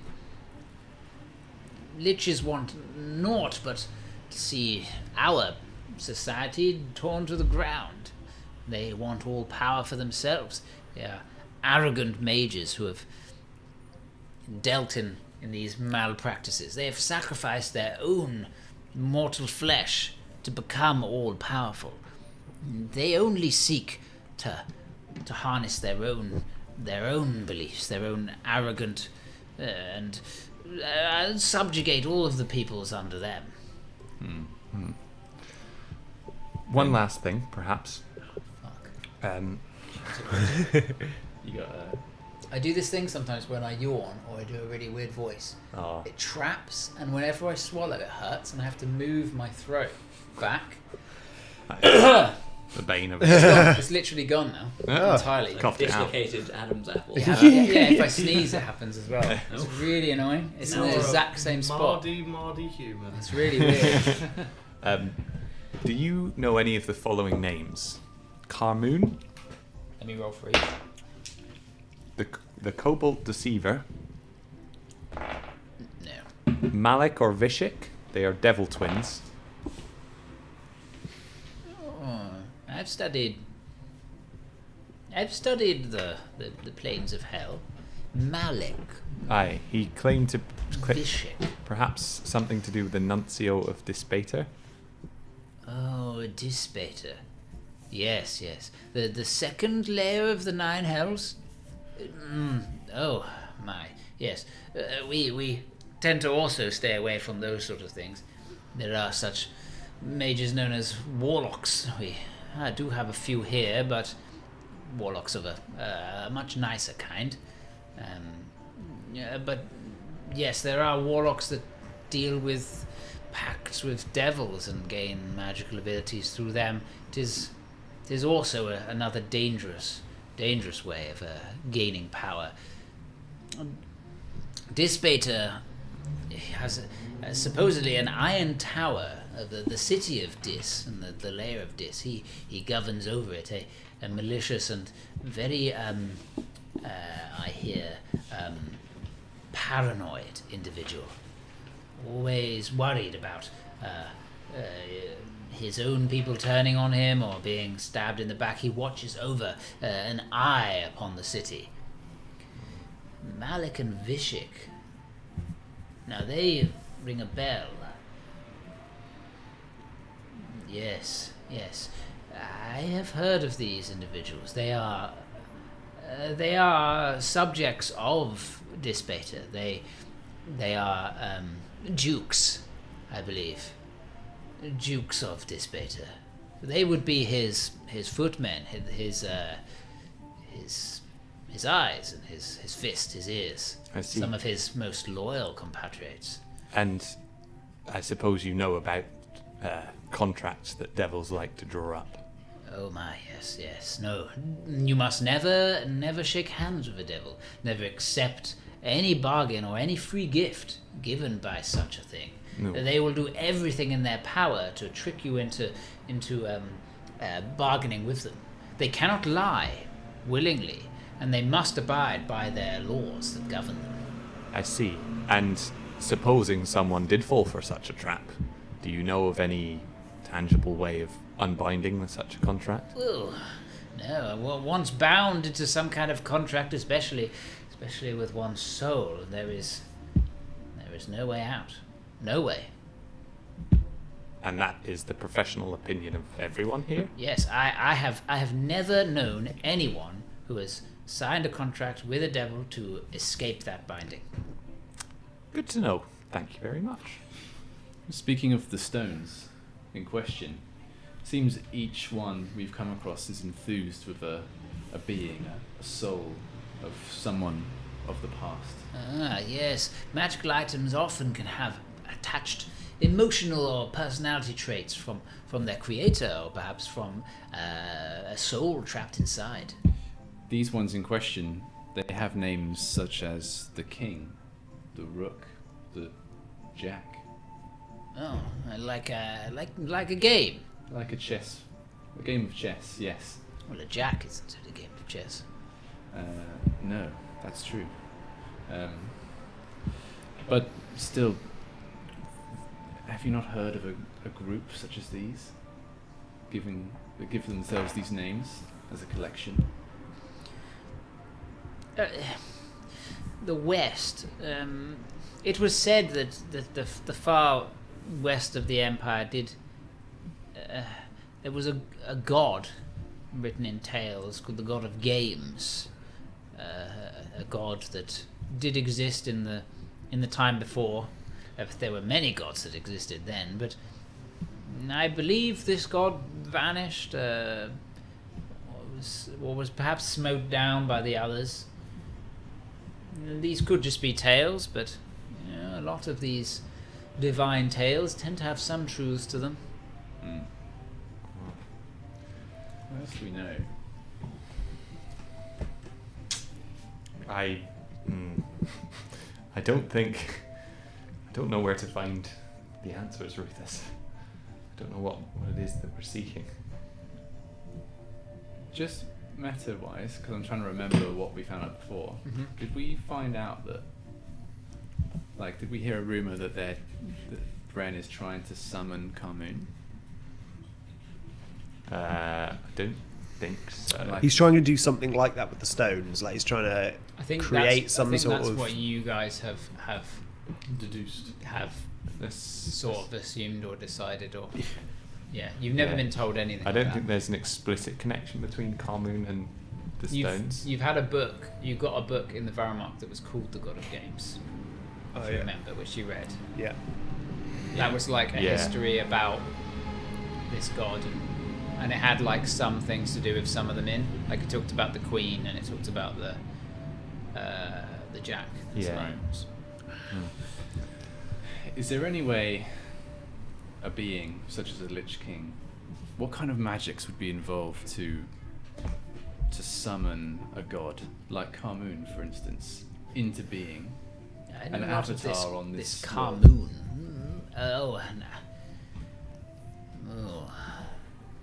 To summon such a thing would require an immense amount of magic, an immense amount of when you cast a spell, it consumes some small magical properties, usually something that is quite rare or something that costs quite a bit. And it's usually in the form of perhaps a gem of some kind, or a small trinket. The casting components. Right. In order to summon something must be taken equally, and to be able to reincarnate or bring back from death, they all require a significant magic source to harness that power. Is there any way of using this source to undo the spell? To undo it as it's taking place? Well, or perhaps finding... Is it consumed? Or is there any way of finding... These are speculations that I am making. Simply, it has not happened. I see. So potentially the stones that the Lich is seeking are the components of a ritual. Very potentially. It could be a lot of things, though. I know not of this, but a Lich is already very powerful and dangerous. They would, and are usually out for themselves. A Lich only cares about their own doing and their own powers. I can't imagine a mage that has gone that far and gone into its own arrogance that much to want to then conform to a deity or another entity. That seems highly irregular, but not improbable. I feel that we've arrived at more questions. But You've asked all these questions. I have not asked why. You know of a Lich in existence? Aye, we do. There's one that we know dwells up in the far west, in the Varamark, the Skudelland, we think. It has in service to it certain characters, those devil twins we know of, Malik and Vishik, and also another character, the Cobalt Deceiver. Impossible. Devils only obey their master. They would not. They would, especially ones so high up in the Nine Hells. They could not possibly disobey the order of their master, Dispater. Even through contract. Well, anything's possible through devil contract, but Dispater is, from what I've read, he would not let his subjects, especially ones so close to him, simply go off gallivanting and doing other missions. So they aid this Lich King by order of Dispater then, perhaps?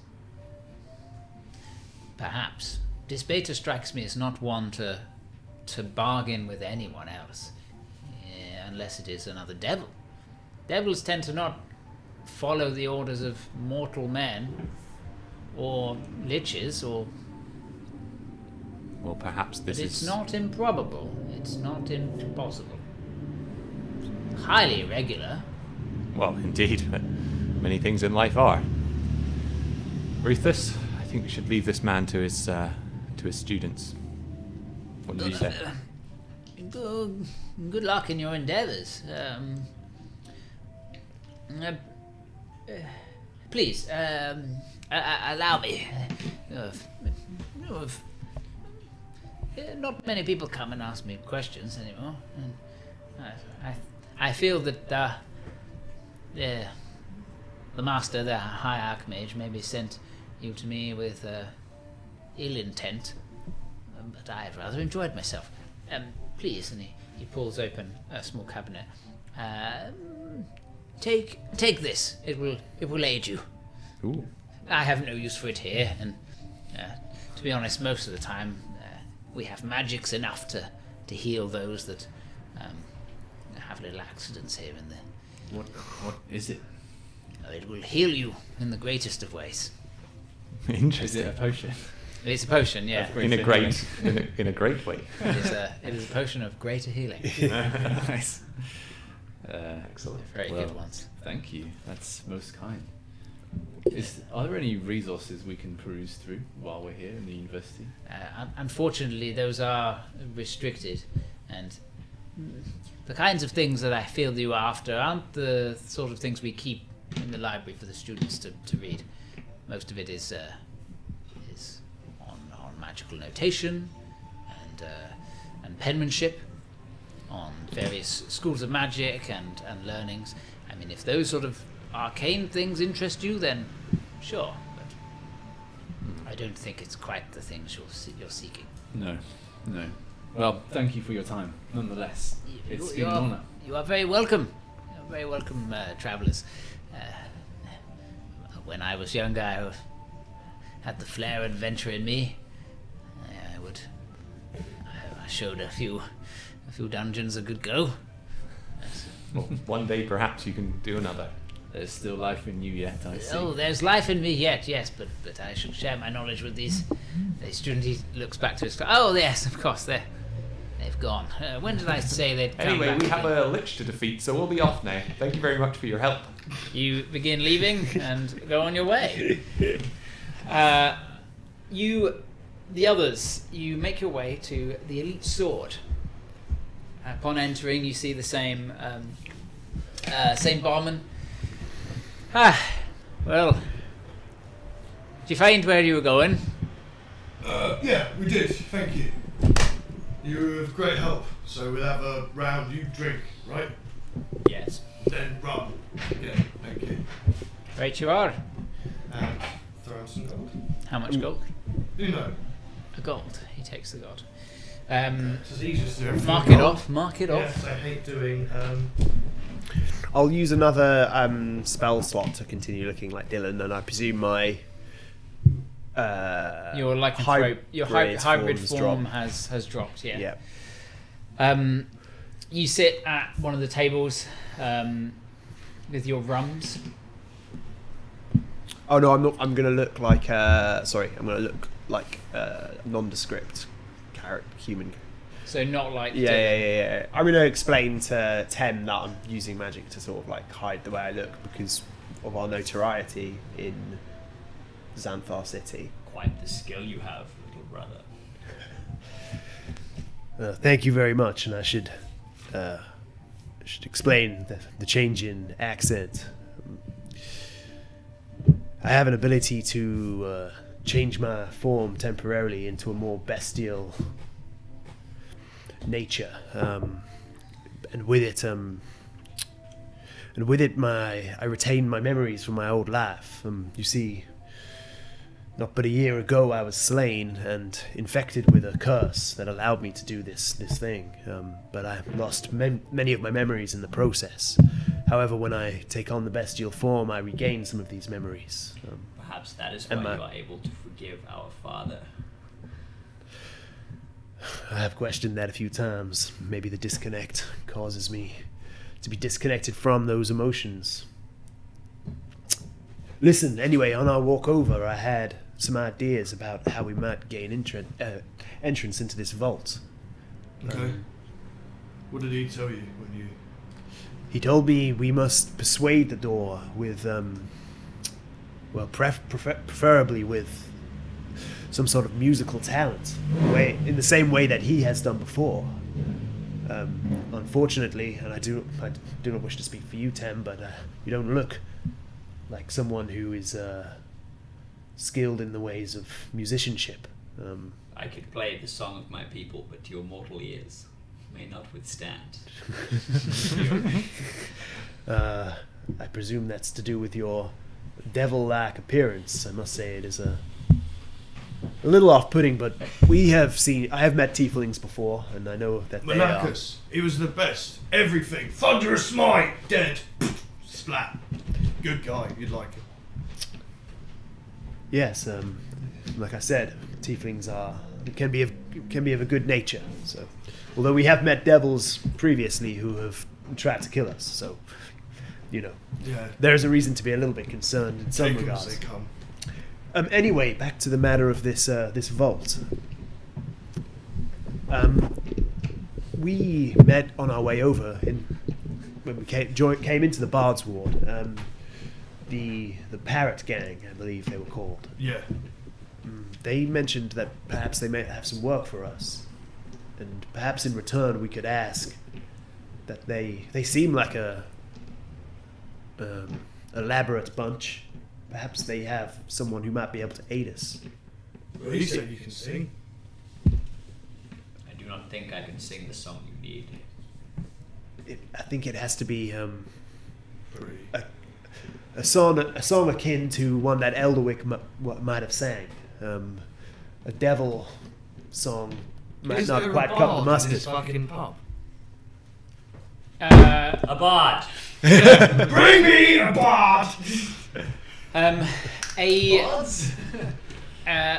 There's sitting on a table a group of youths which you saw performing outside this tavern earlier in the day. One of them with like one of those sort of hats on its side, those kind of Renaissance style hats with the loop turns. He's a young human. He turns and is like, "Oh, I'm a bard. I can sing a good song." Do you know anything by Elderwick Grey? Elderwick Grey? Why, he's one of the mightiest bards there ever was. Yeah. I sure do. Don't play it, because he's a cunt. But we could use him. As this fine fellow has mentioned, Elderwick was one of the greatest bards ever to exist, I think. And I'll sort of like lean backwards so he doesn't hear. To open a vastly powerful magical vault, do you think a novice such as this would cut the mustard? Perhaps you could perform for us so we could see some of your talents. We'd be happy to perform, won't we, lads? Just one of you, please. We require the services of only one bard. And We to hold an audition. they sort of turn to each other, and one of them with the drum is like, "No, we all play together." And the one with the lute at the front is like, "No, don't worry. No, yeah, that's me. And the all others like look at him like, "What the fuck?" Oh yeah, it's this Ringo, cunt. yeah. Okay, cool. He turns around. He's like, "Don't worry, lads. We'll share the money." Do you know Ragnar the Red? Unfortunately, I don't think that's from this dimension. But I know the Lady in Black. You mentioned you know a song by Elderwick Grey. Aye, it is by Elderwick Grey. Okay. I'm not too familiar with. It's a his tale works. of him in the Nine Hells, meeting the Lady in Black, a devil woman, they say. He caroused her and mated with her, and a devil creature was spawned from this, one that would hunt him down and eventually be his demise, they say. I just sort of like look at Tem like worriedly. Dutch, having put none of this together, sounds great. Let's press play. Dan uses his barbed hide ability to cause barbs to protrude from every part of his. Oh Jesus! What are they like? Spikes? Yes. Holy crap! Yes. Spikes just begin to kind of like come out from between your armor and stuff. Oh, he kind of looks towards you. Yes, boy. Perhaps Sorry. you could use this tiefling here as your muse. It's a good idea. Okay, I'm gonna roll his performance check. Is that one? No, it was a 7, but he does have a slight plus to it, which becomes a 10. Should we give you a stringed instrument so you could show us how bad it is? No, I will just tell you. Yeah. It's the tail. The tail is there. Here's a few bum but notes. he forgets some key. He forgets some key lines. His finger picking isn't up to standard. He occasionally accidentally hits some wrong notes. Halfway through the performance, Tem slams his fist on the table once more and says, "Enough." He like he breaks a string and he's like, oh. Right, you are. Thank you, and he bows, kind of expecting some gold. I'll flick him a silver. Oh, he picks it up. Leave us, boy. Are any of your mates better than you are? They all kind of look towards the threatening, imposing figure of Tem. Just shake their heads. Oops. Perhaps we should make contact with the parrot gang and see if they. Surely they know of someone who could fulfill this feat. Yeah, we should go look for the parrots then. What's the head parrot called again? How did he say how to contact them if we wanted to? Sequaria. Oh yeah. Sequaria. I'm gonna go outside. Just go. Sequaria! Oi! That's very inconspicuous, isn't it? You turn to your left and there's a guy smoking on one of the benches outside. He looks up towards you and you can see he has a feathered a feather, like a coloured feather in his hat. He looks up towards you. He's like, "Keep it down, lad." Polly wants some coin. Where's your boss? Roll me a intimidation check. That's a natural 18. Plus, do you want me to use my strength or my charisma modifier? For this charisma. Okay, so that's plus 5, so 23. He looks up towards you. Oh, wait. But it's your head. And he gets up and walks around the corner. Yeah, we'll follow, I guess. Oh, stay here. Stay here.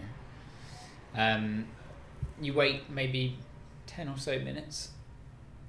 And you see walking across the kind of open square, the different pubs, you see maybe 5 or 6 what look to be parrots. And you see Sequaria with his sort of like mantle of feathers sticking out. He's got a cane which you can see has like a bird, like a parrot sort of head on it as he's kind of like striding across. He kind of waves a hand over to you. I wave him over. It's a pleasure to meet you again. The So, honour is all ours. Little Bird said you've been calling my name out in public. No. Little bird. He Needs pokes clip you in round the the chest with the end of his thing. Get inside, you damn oaf. Yeah, I'll follow him inside. Pushes you back in with his cane. You see the barman immediately is like, whoop, and like grabs some really nice things and begins kind of like pouring nice drinks as Sequaria sits on one of the tables. I don't want no qualms with you, Dutch. Nor do I want no qualms with the dock rats. No qualms. Just needed to ask you if I could procure one of your men, possibly. You're a man. I need a good bard just to entertain us for a night while we're in the ward. And pray tell, what does a man such as yourself have to offer for me in return? Perhaps Money. Perhaps we have I feel like this gentleman has wealth enough. Perhaps we could offer our services. Look, Dutch here knows how it works. I can't simply hire you. Sure, you haven't seen your boss in a long time, but you're still part of it. You can't never get out. You know that much. I'd need her leave. I can't simply hire you like that. But I can lend you a man, sure. What's it for? Entertainment purposes. Just to sing a song. Music. Roll me a persuasion check. Shit. It's a 2. Right. And why does he need to sing a song? Because I like music. Trying to impress your father, are you? I'm a half-orc, I'm not uncultured. Still like music. I didn't say that, Dutch. I didn't say that. Perhaps I just want someone to play nice music while I entertain some guests. Dutch, I'm sure this fine gentleman will require payment. Yeah, that's fine. So perhaps we better come clean with the true reason why we require this individual. No. Don't be fucking stupid. You can have some right. of it. Well, you're piquing my interest now. Yeah. So, basically, Dutch, please. We understand. Bitch, please! Not that. Sorry. I don't think we can dig ourselves out of this one. It's come to our attention that there is a particular vault located in the Grey Mansion. It requires a very specific type of magic to be open to open it. A bardic, arcane magic. Hence, we require someone with a skill in musicianship. Unfortunately, none of us among here have such a skill. Right, and there's potentially quite a bit of wealth in said vault of Elderwick Grey. not that much. Roll me a deception we check. would be willing to. 11. We would be willing to split some of the wealth with your fine self. Let's say 60-40. 60 to us and 40 to yourself. Oh, no. See, because you told him now that there's money in there, and we can't get in without him, so he's going to fuck us. Which is why I said, Okay, don't this is- fucking talk. It I'm seems happy like- to. Can I reach across the table and bust his fucking head open? Is it? It seems like Dutch understands. I would love to intimidate somebody. I'd be happy to give you the majority of the coin. However, there are items of particular interest to some of us here, and I'll gesture to Tem over here.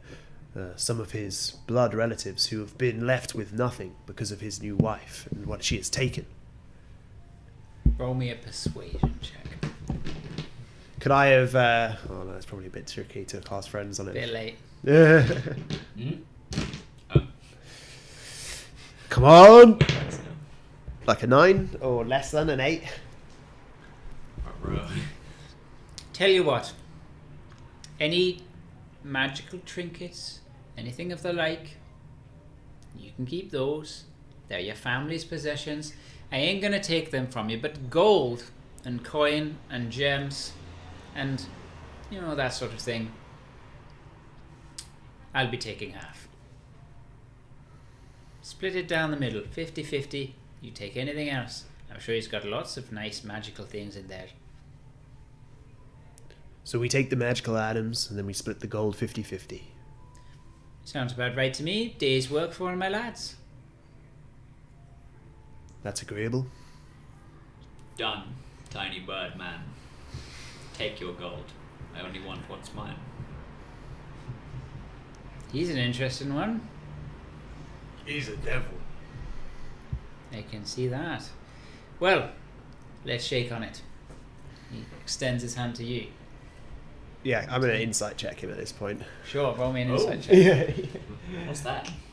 So insight is like reading someone. Magically. No, Oh, it's just like just understanding. it's like people who have really good insight are really good at sort of When someone's full yeah, of shit. read- Yeah. but equally like So you reading get the double moment, process. reading the intentions of someone, the subtleties. when you- 15. Let's see what happens. He seems to be truthful. It's definitely not unheard of that like criminals will backstab each other. Definitely. However, in such a situation, you know that let's say he did decide to backstab you, it would be such an act of aggression that there would have to be some kind of like Yeah. there would be repercussions because you are of one of the other gangs. Yeah. Gang war. And he's shook on it and he's made a deal. And you don't know the Parrots that well, but you know most deals that are that have been shook on are should be upheld. Okay. Yeah, but before I shake on it, Mhm. obviously I'm going to ask, so how many people are coming with us to this? Just the one we I'll agreed. send you a good bard. Just one. Just the one. And you expect him to come back in one piece, obviously. Oh, entirely. Yes. Traps and pitfalls we will obviously try and avoid, but we've been in chambers where you open a chest and it explodes. Or you look at a chest and it's a mimic. Or you open a chest and poison darts fly out. You know, those things can't be. Don't worry, I can handle those things, Dutch. Well, I think, maybe he'll take a little bit of a back seat on that and he'll let you in. Okay, perfect. When would be an appropriate time for this endeavour? The person in mind, I could probably meet you at the Eldwick estate in a few hours. Might be wise to try and make. When did we agree we were going to? High noon. What time is it? It's probably about midday. You said just after. Yeah. In game or in real life? So we could we get back there in? Could we get back to In maybe an hour, yeah. in an hour and then get back and probably want these guys to It'll come be along. tight, yeah. Yeah. We can do it. Lucky Dutch knows the streets. Yeah. Yep. Okay, so in that case, you leave to head back to the Andriont. Could we say could you meet us like a little bit, give us a bit more time? We could say maybe dusk or something. Might be good. Sure, Yeah. sure, yeah. He says if a nighttime thing it is, it's Yeah. easier. I'm He says not- maybe I'm six gonna in go the to evening. the house and sleep with or rest with my back up against the door. In case these guys decide to try and break in and fucking open it without us there. We're not resting, though, are we? No, Oh, I'll so wait close. for you to Oh. come back. Okay, Nice. Dutch is going to go there. Because we spoke about So the you plan in and the fucking Tam, pub. Tam, are you going to go with Yeah. with Dylan? Remind me where he's going. He's heading to find his other comrades. Oof. Or you could stay with I Dutch. think go I'll to- stay with Dutch. Okay. Are we guarding the vault? Yeah. Yes. Okay, you head back, and Kethrilia's there, and she's displeased that you're about, but she tries to put you to work moving things for her. No, I don't this time. But she doesn't really have that much of a say. And Was the vault at the house? Yeah. Dylan, you head back towards the Mhm. Andriont. Can you roll me, please, a Didn't even D6? spit So Sure. Can I be sort of like be as inconspicuous as I can? Sure, you can roll me a stealth check too then. Okay. A 5. 5.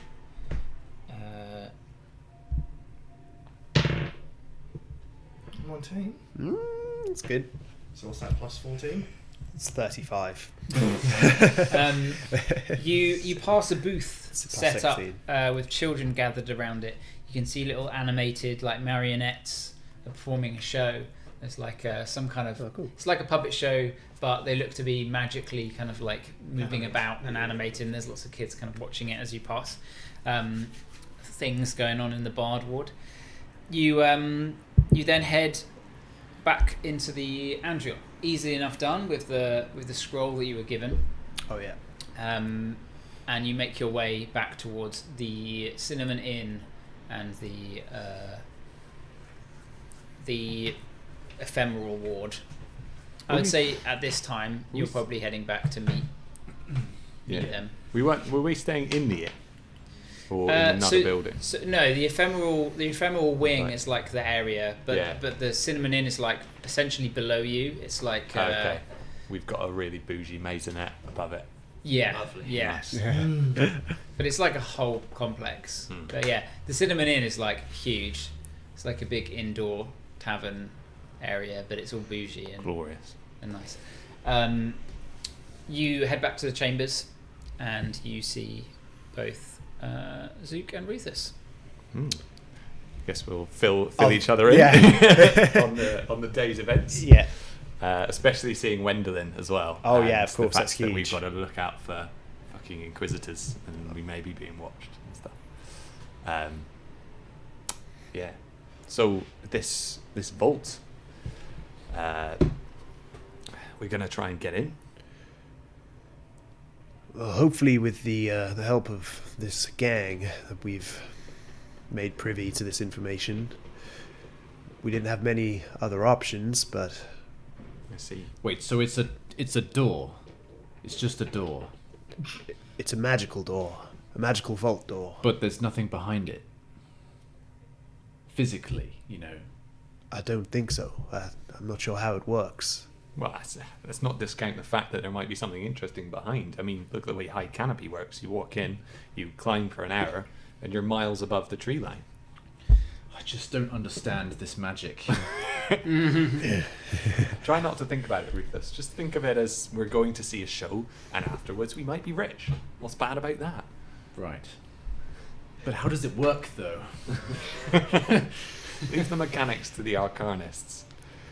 I like the idea. I think this could work. However, are you sure you trust these parents? I don't trust them at all, but I feel pretty confident having you two and Dutch there, and this supposed half-brother of mine. Don't forget Yunin as well. So what are you going to get the bard to do? Eldrick was not in his right mind. He has but perhaps a few days left to live. However, he was able to tell me that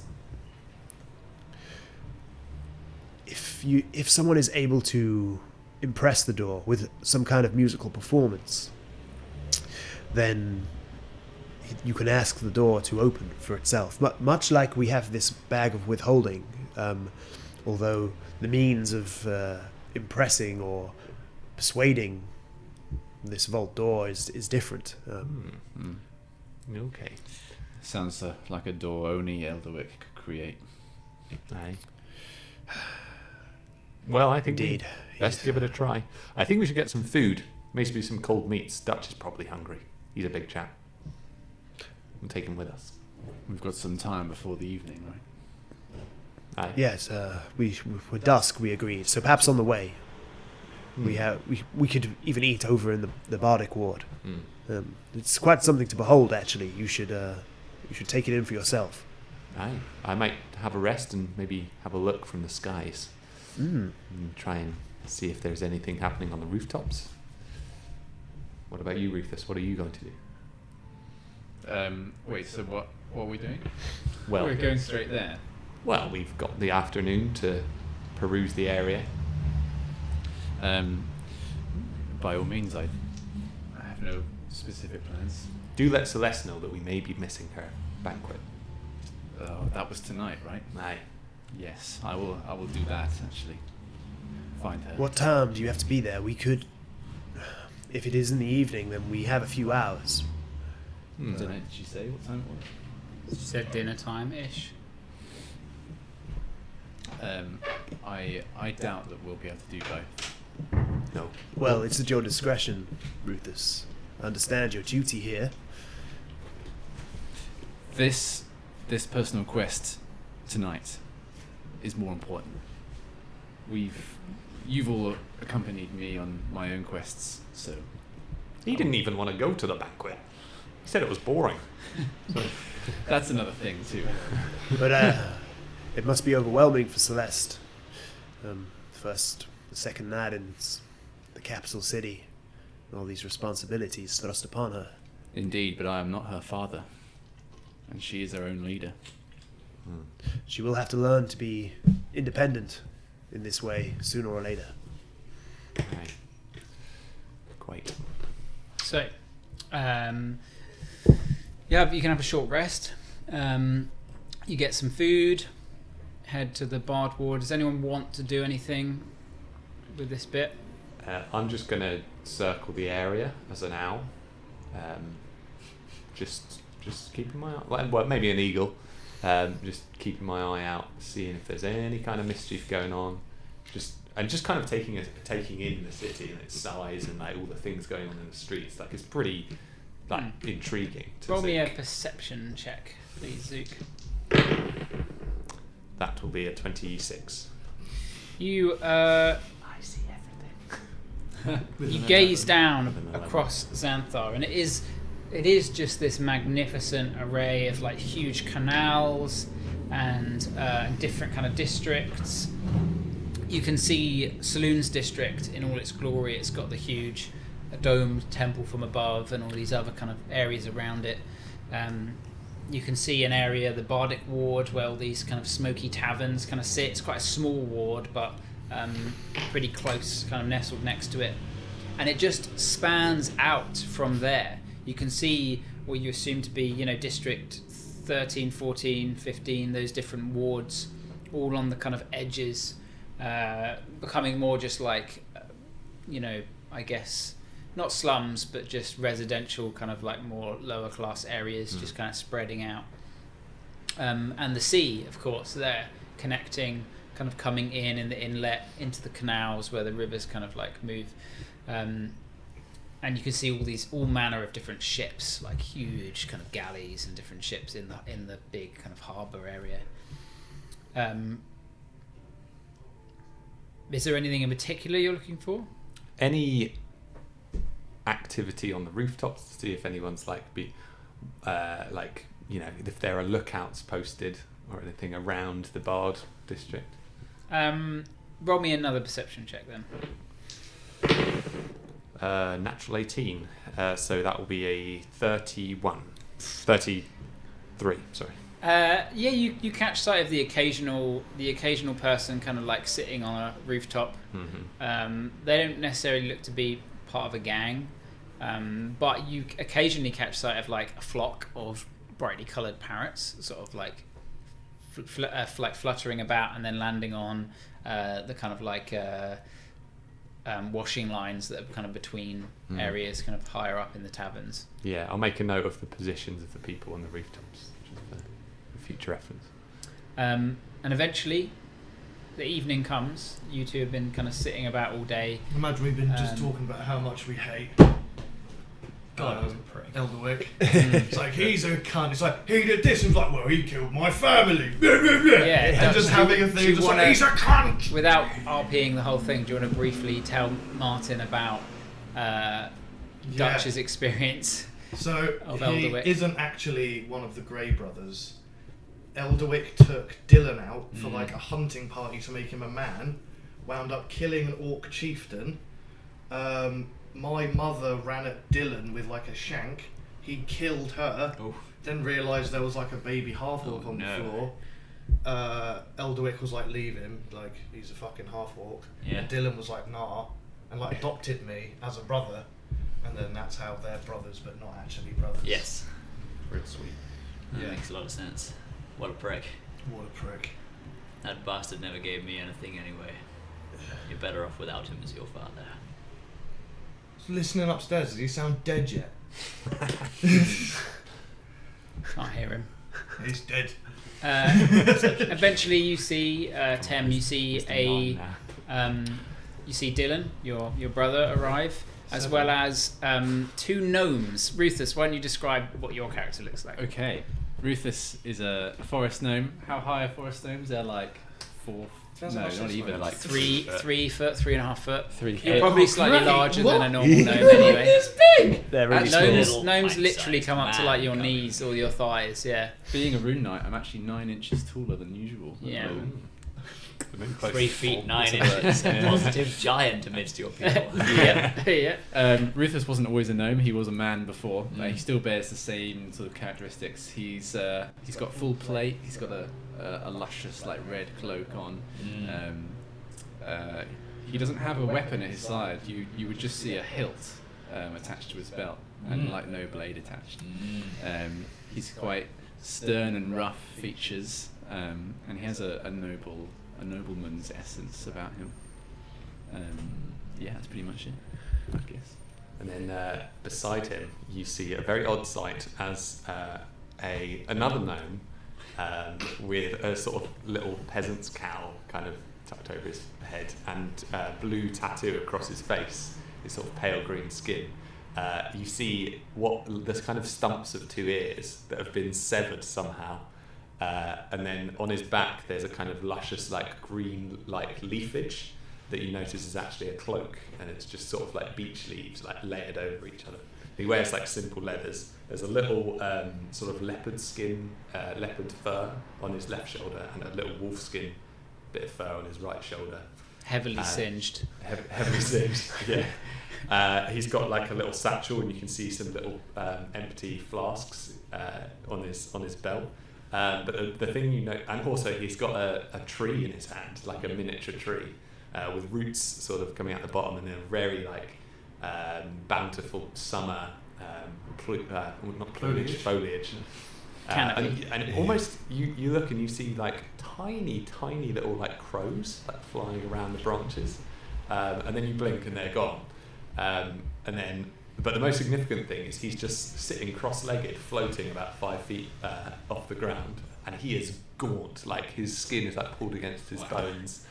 His clothes are hanging loosely off his very Imagine withered a looking. Forest Yoda. I Without can't ears. stop picturing Voldemort in the train station. Wherever he was meant to be.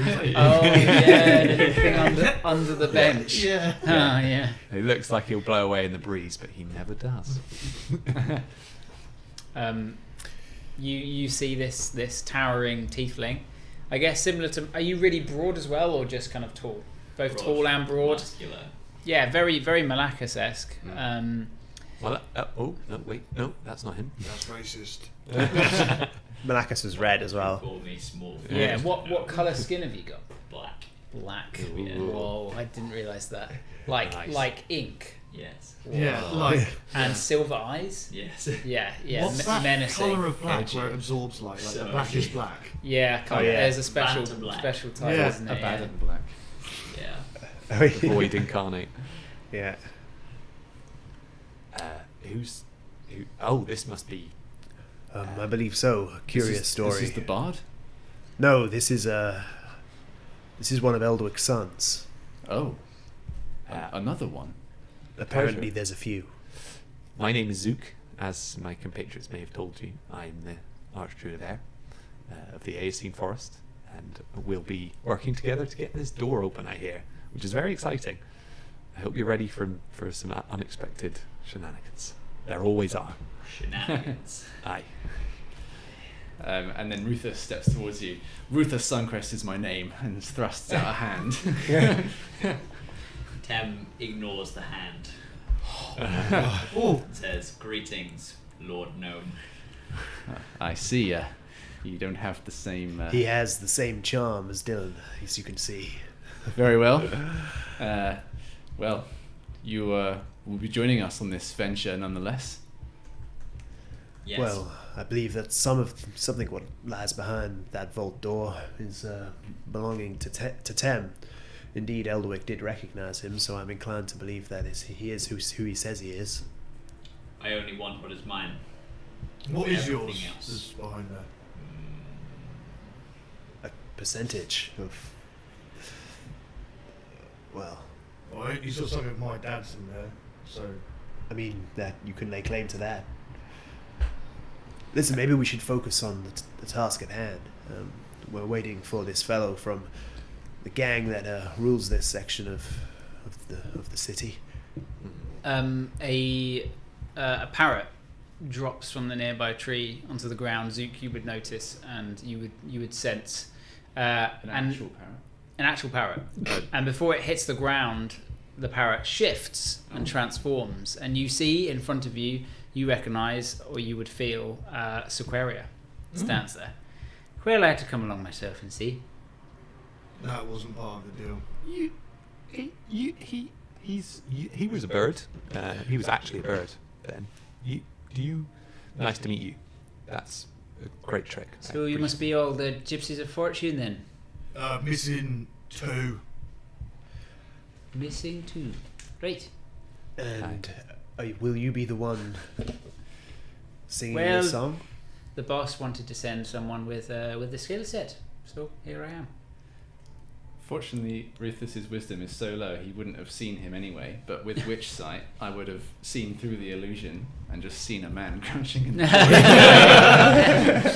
It wasn't an illusion though. No, but I see the true form of any Yeah, shape you would. changes. Yes, Yeah. so you would have seen the true form. Illusion or transformation. I imagine, like, rather than you seeing it, You because, see it, because it his literally face on a changes- little parrot bird. Yeah, you can like almost like not see it as it was an illusion, but see it for what it really is, rather than visually someone sitting in a tree. You would just know. You would kind Just of crouching know there, that like, with they're a like person. some little like feathers. Yeah. Lots of For example, if like would a be dragon turned into a person, you wouldn't just see a big dragon walking around because it wouldn't fit. You would just be, you would know. I would like tell you. Oh, you gauge that it is a dragon. Yes. Okay, cool. Yes. So, do you want to get started, or do you need to warm up your voice? My vocal cords are as warm as there ever be. Um, What's the distance of that? Within 30 feet. Okay, good. I would like to at this point hone my hearing down and see if I can sense any other presences around us. So like any Sure, more roll me parrots. a perception check. Okay. That will be a 29. Closing your eyes, honing your senses around you. You sense no one else. You can hear the faint clanging of things being moved around inside. You can hear a kind of heavy dog breath of Union's dog, Oh yeah. but nope, nothing else. Would it be guidance or bless to help him with this? It would be guidance, wouldn't it? It would be guidance, but it's a bit late. You'll have to do it just Yeah. before he does. You shout guidance before he Yeah, does it. yeah. The classic So way of doing it. Guidance. To guidance him. You head up the tower to the very top floor. Can where we the get Union as well? Just want to Yeah. let him know what we're doing. What's going on? Yep, Union Waller Company. He comes up to the top, and you stand in front of the door, and Sequoia pulls from his side not a lute but a lyre, like it's like one of those small harps. Do we have anything else to aid him? I will put my hand on his shoulder and say, "I hope this is a merry jig. I'm sure you can do it." And I'll cast Eagle Splendor as little eagle's wings fold out from the back of his head, and he has advantage on charisma checks for the next hour. Oh, it's a mighty kind trick. Thank you. And he begins. Guidance. Yeah, Just got in there. he thrusts his hand across the lyre, and you see around him, what almost is like the air sucking in, but it's not. Nothing blows about him. It's like magic coalescing. You haven't seen bards use magic that much, except for maybe Valentine, and it's a totally different style of magic. Although it is arcane, it's not divine. It's similar in the way that like clerics have divine magic, and so do druids to an extent. It's the same. It's like wizards and sorcerers have arcane magic, and bards sort of. They're like druids in that kind of way. He strums and begins playing a song that none of you would have ever heard. A beautiful song about a series of sons born hating their father. It culminates with you all standing here in this moment, and it kind of ends with let me roll. So he's got an advantage on charisma Nice. So And he's the going to D4 roll as for his well. And the performance. That's a D4. And the D4. I imagine you can just keep casting it. I as rolled you a 2 and a 15. sing the plus song. 17. Right, sounds like it's going to be over 20. Because he's not shit Yeah. as a bard. So a 25 altogether. That's He flourishes with the last stroke of the lyre, and you see the door kind of ripple, like it's liquid almost. The metal door ripples and pushing out, like, you know, one of those things where it's the like hand those things. The pins. it's the pins. Yeah. Like a face protrudes out of the door, kind of. So Fable. Yeah. You have woken me with your song, but you are not my creator. As it kind of gazes around at you.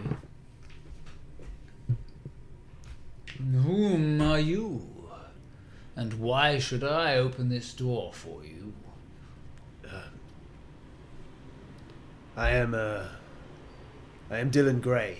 I am son of Elderwick Grey. This here is Tem, also a son of Elderwick. I'm here too, says Yunin. Oh yeah, of course, yeah. I'll go through and I'll I'm here too. Like, Who are you? I'm here too.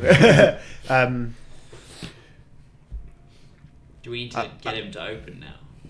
I'm here to inform you that, unfortunately, Elderwick is on his deathbed. And at his bequest, we are here to reclaim his wealth. A worthy person for a challenge, then. A quest of sorts. Tell me. Persuade me why I should let you try my challenge.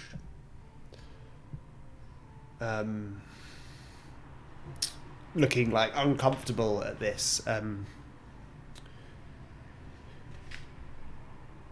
Maybe I can give it a go. Well, I was going to say, we have hired the services of a fine musician, a bard, to write a tale of this momentous occasion. And I'll sort of like give way to Sequarius. Quite right. Also, I'd quite like to see what riches are in store inside you, I guess. And he's going to roll a persuasion. With advantage. With advantage. guidance. Oh shit, that's not good. I rolled a 4 on the d4, so that's plus. It doesn't actually have that as a tag skill, but it is 12 plus 5 still. So it's a 17.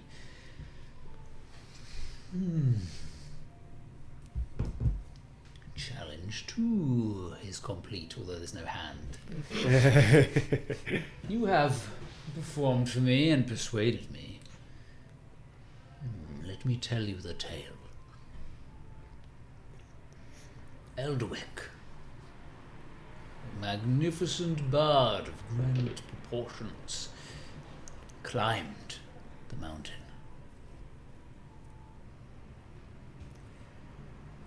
Upon getting to the top, he looked out across the lands. Snowy mountains they were, bleak, one with a hooked and jagged peak. What mountains was Elderwick at?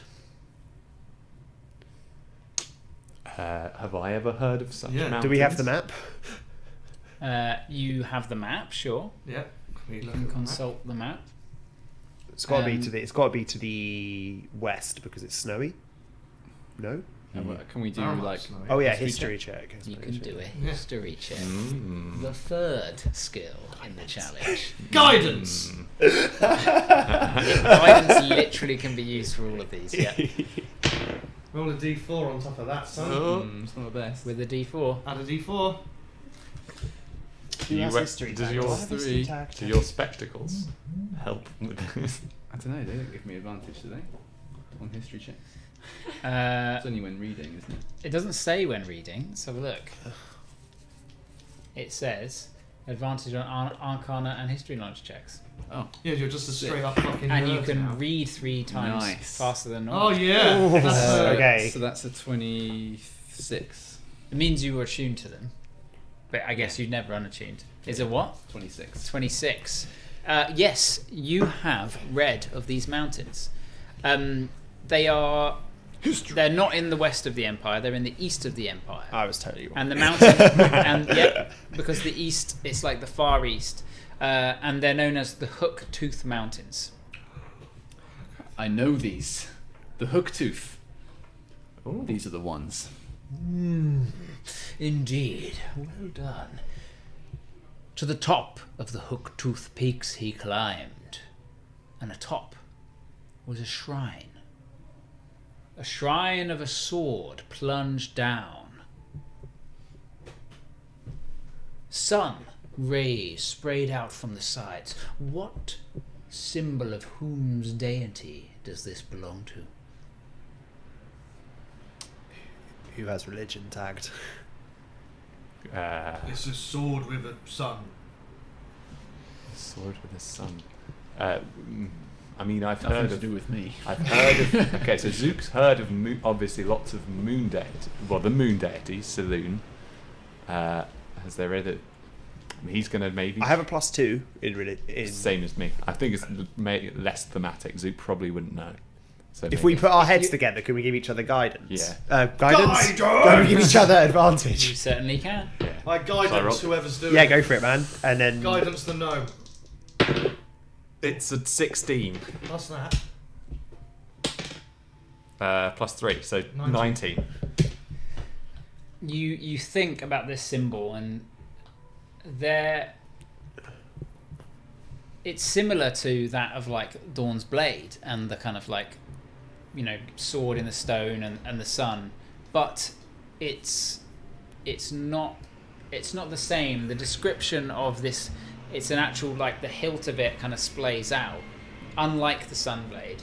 A red hilt, a larger kind of blade, and both of you together have either read or heard tale of. There used to be a god called Eomade, an ancient god of a lawful good god of valor and justice. It's like a paladin knight sort of god. I believe that such a god existed. Some druids spoke of townsfolk worshipping an Eomade. Very good. Yes, a shrine to Eomade. And the god itself descended from the clouds and spoke to Elderwick. And Elderwick deceived the god. What's up, Ellen? He looks to you to enact the moment. To enact the moment. Not to you specifically, to all of you. Oh, okay. So Deceive the god. Quickly, Rufus, you were on stage. Pull the sword out. Bard, you be Elderwick. You can be the god. I missed the last bit because I was reading something. What did he do? He pulled Betrayed the the sword. god. He deceived. he deceived the god. So we're asking with being. Sequarius to. You're going to be the god, pretend to be the god Imade, and Sequarius is going to deceive you. Okay. Very well. Rufus Aquarius kind of like stands in front, pretending to be atop the mound. Rufus casts Alter Self and turns himself into, like, I don't know. Do I know what that god would look like?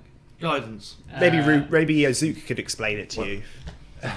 Well, it's a sun god. Eomade appears. I'm going to turn into an enormous, like a. Appears as a valiant sword mistress in full plate. Oh, okay. In that case, I'm That's good. gonna use a bonus action to turn into a giant, wearing full plate, and use Alter Self to change my like body and skin into just like light, like burning sunlight, Oh, and then Maybe draw draw the- forth the the sunblade. The door is like, Sequeria steps up and says,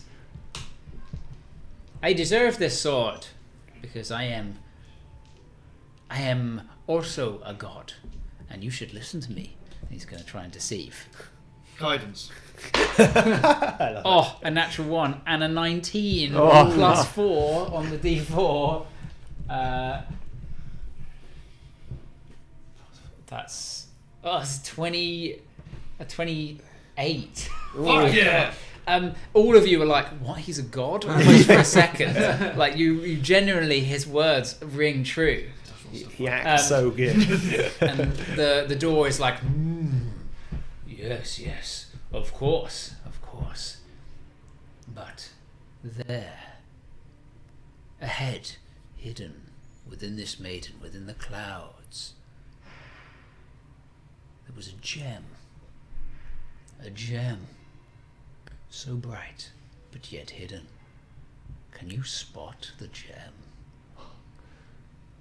Can I look into this up at the ceiling?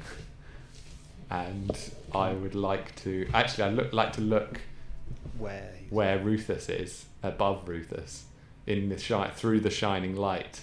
And although I'm squinting, I kind of peer through it and see if I can look, and then actually be like, and then also look around the room and see if there's a gem around the room somewhere. Roll me a perception check. 29. 29. You immediately begin kind of looking around the room, and you can see at the top of the door, almost like half embedded in the door, there is indeed a gem. Almost starts to like appear high up, hard to reach. The door kind of looks towards you, looking up at it, recognizing that you've seen. Well done. Stretches out his arm to grab the stone.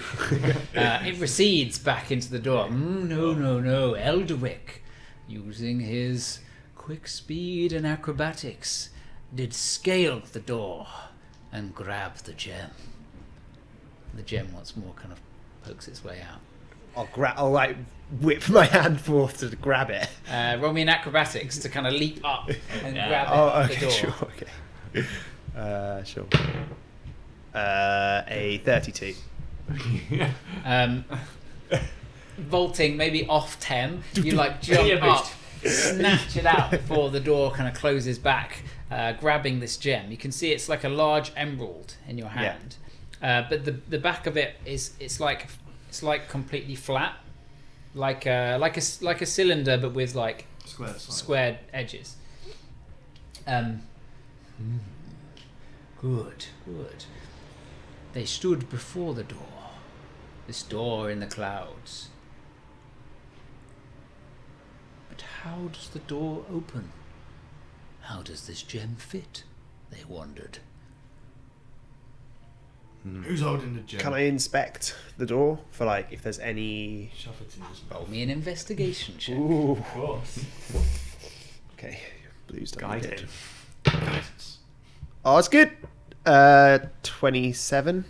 Doesn't need guidance. Looking amidst the kind of like warped edges and carved bits of the door, you find what looks to be a panel that you could twist.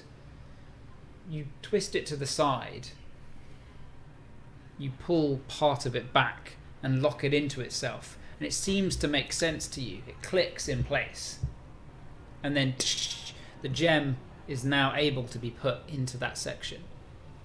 The gem clicks and twists, and the whole section of the door moves backwards, just a small bit, about this big. It steps back, and you see some glyphs appear on the inside, on the ground.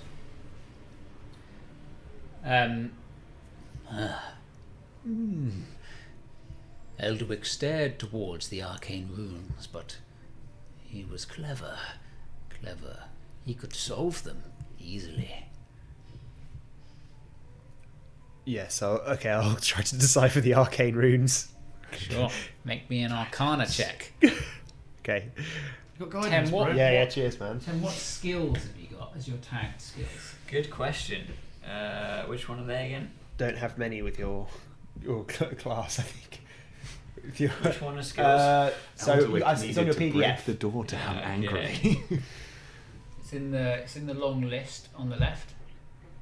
On the left. Oh, it's not too bad actually. Oh, tagged. Athletics, intimidation, perception, and survival. They might come eventually. Okay. There's Not one yet. of each. Okay. Yeah, add a dice to that. Cheers, man. Come on, where's that 4? It's a 2. Okay, so a 12. A 12. You reach in and try to kind of like grab the sigil, almost like move it round so it gets in place. And you hear this, no, and it clamps shut on your hand. Make me a dexterity saving throw, please. Okay. Guidance. No, you can't guide a saving throw. Oh, blimey, okay. Doesn't he have guidance for a minute though? It's a minute and then there's one use. Oh, I see. Okay. 17? But it also only works for checks, not saving throws. A 17. Yeah. You whip your hand back just in time, but it slightly kind of scalds the edge. You feel this acid kind of bite into your hand. You suffer. Ooh, 15 points of acid damage Ooh, on okay. your arm. Nice. As you see the door kind of cough a bit as acid spills out of its mouth. No. Eldwick did not get that wrong. Try again. I'd like to bless him now.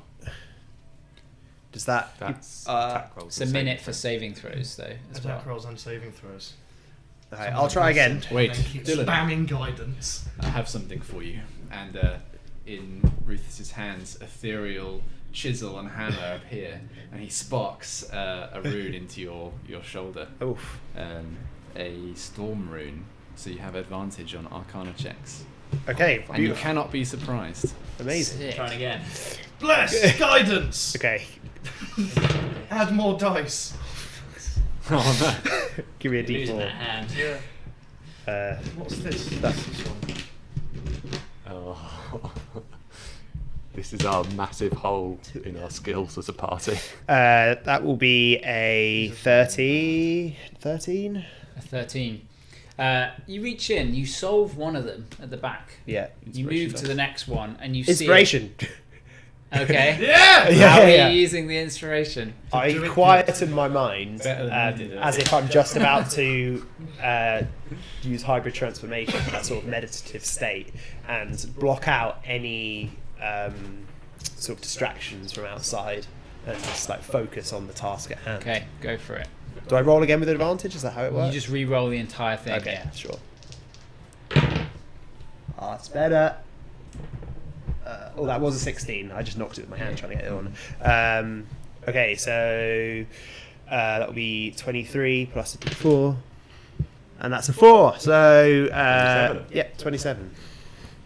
You feel the like hum of the sigils as you kind of try to connect them, and you nearly misstep. You almost feel the door begin to kind of quake, and then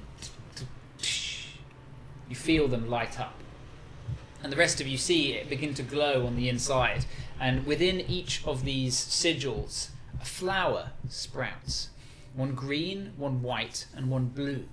And the door says, "Ah, yes. Eldwick picked the flower. But which one is the right one he picked?" Can I approach? I'll put my staff down, like, leave this to me, crack my knuckles, and look close and sort of give them each a sniff. And then sort of like dust them to see if any like pollen comes off, and I'm going to try and identify and see which of the plants is which. Roll me a nature check. A nature check. Guidance. Dutch has got to say it. This, Guidance! I'll allow it. he seems to be just standing there doing it constantly. That's a 4, so 8 plus, so 12 plus another 7, so a 19. A 19. Mm-hmm. Both the white and the blue. I said white and blue and Red. Agreed. no, I said green, right? There wasn't a red one. Yeah. Yeah. The white and blue seem to be flowers that just don't exist. They're like I see. not realistic colours for this type of flower, which you note is a Dracus flower, is what it's called. And the green one, there are multiple colours of it, but white and blue are not one of those. The green one seems to be the correct one. The others seem fake, seem magic. Ah, a druid will always pick green first, and I'll pluck it. You pluck it out, and the hole begins immediately closing up. Elderwick took the flower of the gods and made a fire to cook the flower. Well, does anyone have any? Is there anything made of wood? There's some old boxes and some things. I've got a burning Rufus is glove. gonna snap his Is it possible fingers I and can use help here with druid regards to craft fire? to light a small Can you create fire? I don't know. Can you create a campfire? Is that not what it is? It's I think you can. If you but can druid- make a small I don't flame, know. You can snuff out or light a small flame. if you have a Druid candle, craft I can't can make- cause it to brighten. we can into a larger we can flame. we can combine this. Yeah, So- so my thaumaturgy. Tem, why don't you roll me a survival check, A please? survival check. How many? This guy. Yeah. Yeah. That's the one. Ah, first. Let's roll. It's ready. What does that mean? It's the natural one. 3 You hours see- later. Tem quells everyone, says no. I shall light this fire. And for about 10 minutes, you're just trying to like strike into the fire. This is so humiliating. It's just not working. Hey, Okay. it's good to get your first one out. Yeah, Um, definitely. You Yeah. got Cinder. Tem reacts badly and creates harmless tremors in the ground. And then storms up the stairs and sits there smoking a cigarette. Okay. I maybe get a little. Don't Broken, know how he lit it. This is like an attic room. I maybe get. Is there like a crate or something?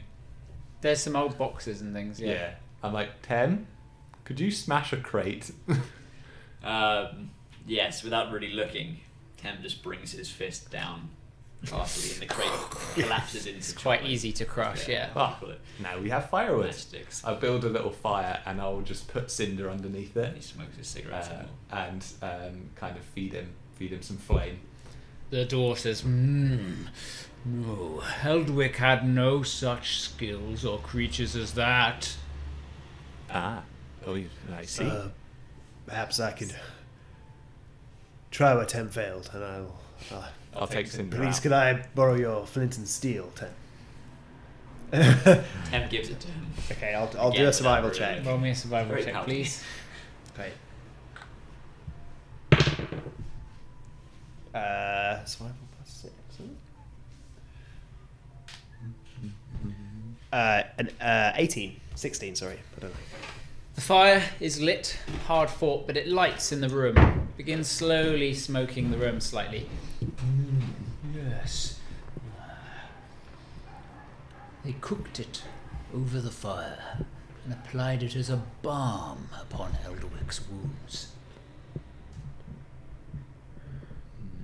Slap on his hands. I suppose. Do we have some alchemist tools on us, Zook? You have the alchemy tools. I have the herbalism stuff. I think, but the herbalism could work. So maybe we'll cook.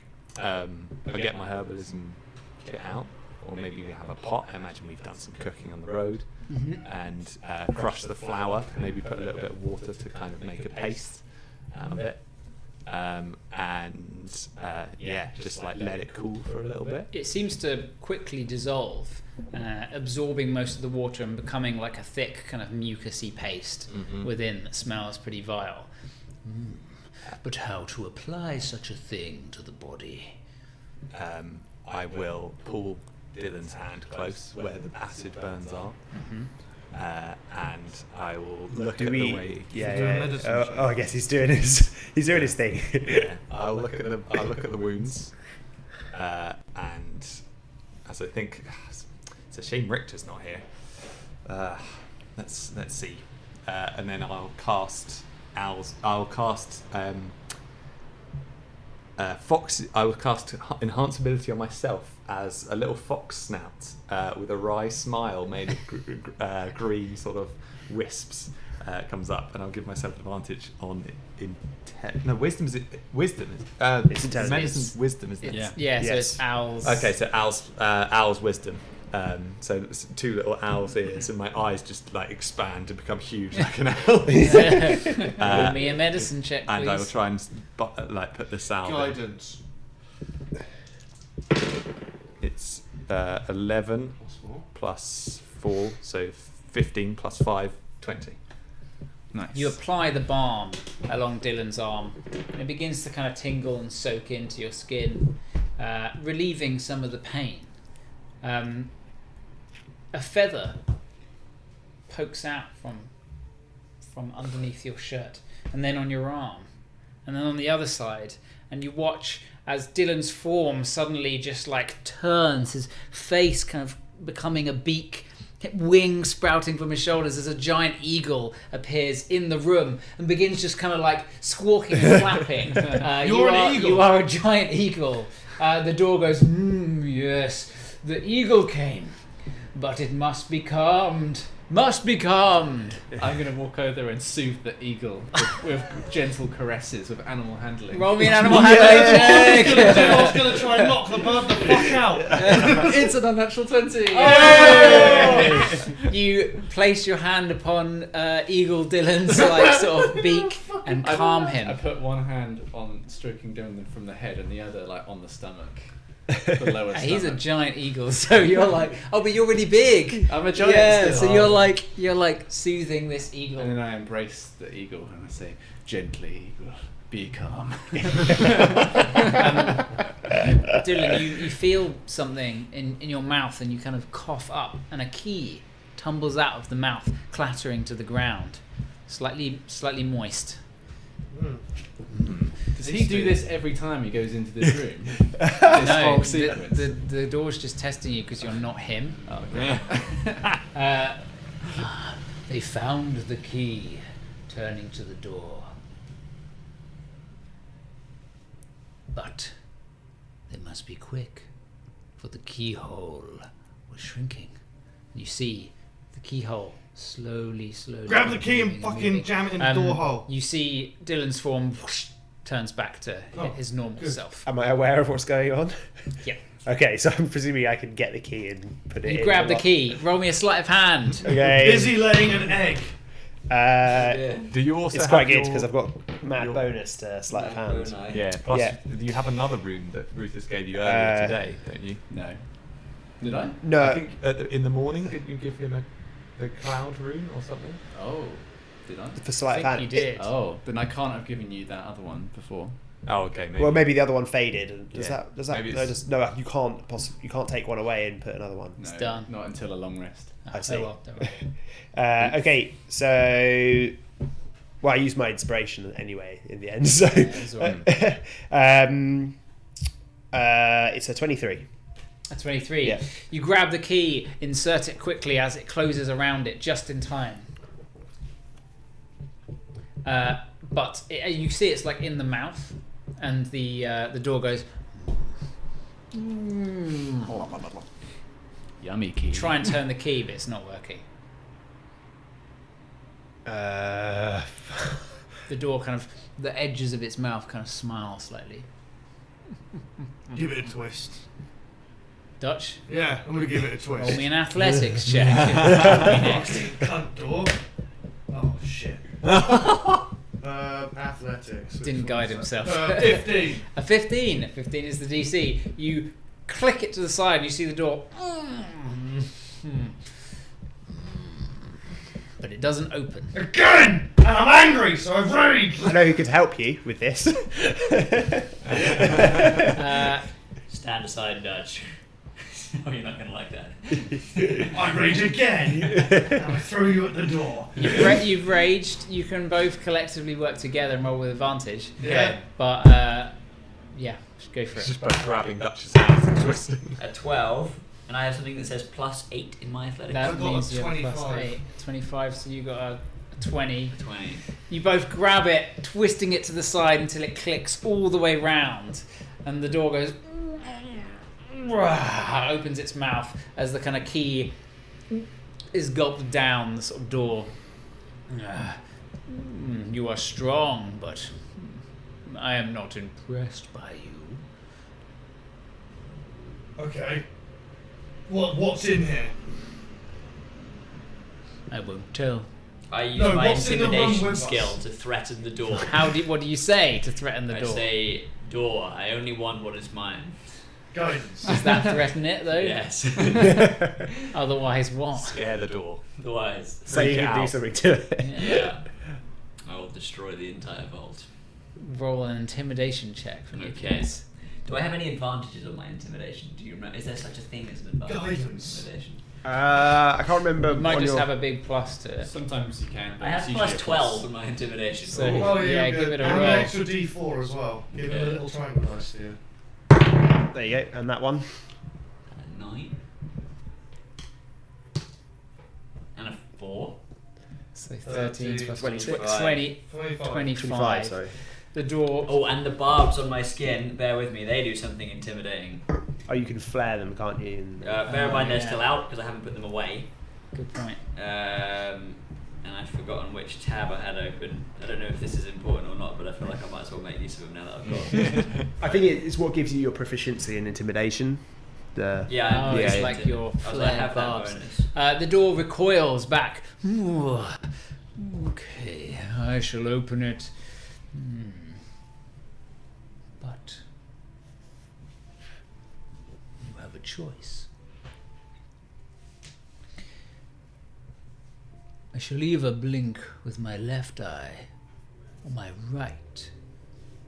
That is where the key lies to opening the door. But which one is it? The right-hand one is surely the right answer. Can I? But it could be the left as well, as it smiles. Is Who he? has the most Is perception he? then? Can I decipher? You can roll me an insight check. Guidance. I love this so much. Come on, don't fuck me. Oh, Not bad. it's a 19. Oh, It's a 25. We haven't had any crits yet. Oh, 29! 29. Oh, it is neither eye. He is lying. It's his third eye. I give him a wry smile. The key lies behind neither of your eyes, door. And the door I use my Opens. thaumaturgy to blast it open. As it blasts it maybe a little bit, and as the door finally opens, revealing just black behind it, inky blackness, it says, "Be careful though, tread quietly," and it fades. Right, sneaky. And with that, and the last skill being stealth, on all of the skills that you've gone through, we will go for lunch. Yay! It is lunchtime. That's Lunch food. and the door. Dan the strides inside. with the his door night that is vision. the jack of all trades. Fuck Well yeah. done. Ooh, Well done. very good. Well done, everyone. We'll be back. If anyone is watching, we'll be back shortly. Should we say An hour? everyone? Let's say 45. 45. 45 At if 2 not o'clock. an hour. Yeah, Yeah, so 2 2 o'clock. o'clock. We shall be back. I'm going to pause the stream so we're off, but we'll come back on at 2 or just shortly after. Don't forget, lunch is in the chat. Lunch is in the We're going to get lunch. Is in the chat. Mm-hmm. See what people are having. There's loads of people watching. Get your lunch in the chat. There's loads of people watching. There's like Like who? 10. We've got Commander Root is there. Commander as Root! always. Wait, are they still there? Yeah, these people here. We've got some other people. Tell us what you're having for lunch. Yeah. XXX bot. I imagine a bot maybe. Yeah. Yeah. Get your lunches in the chat, please. Lunches in the chat. Did you guys start doing that after I told you about my miso soup? Yeah. Dinners in the chat started. Dinners in the Dinners chat. in the chat, but it's lunches in the chat now. Oh. real fucking hungry. What is for lunch? Right, we'll be back. What We'll we be doing back. for lunch? What was that? What that was fun.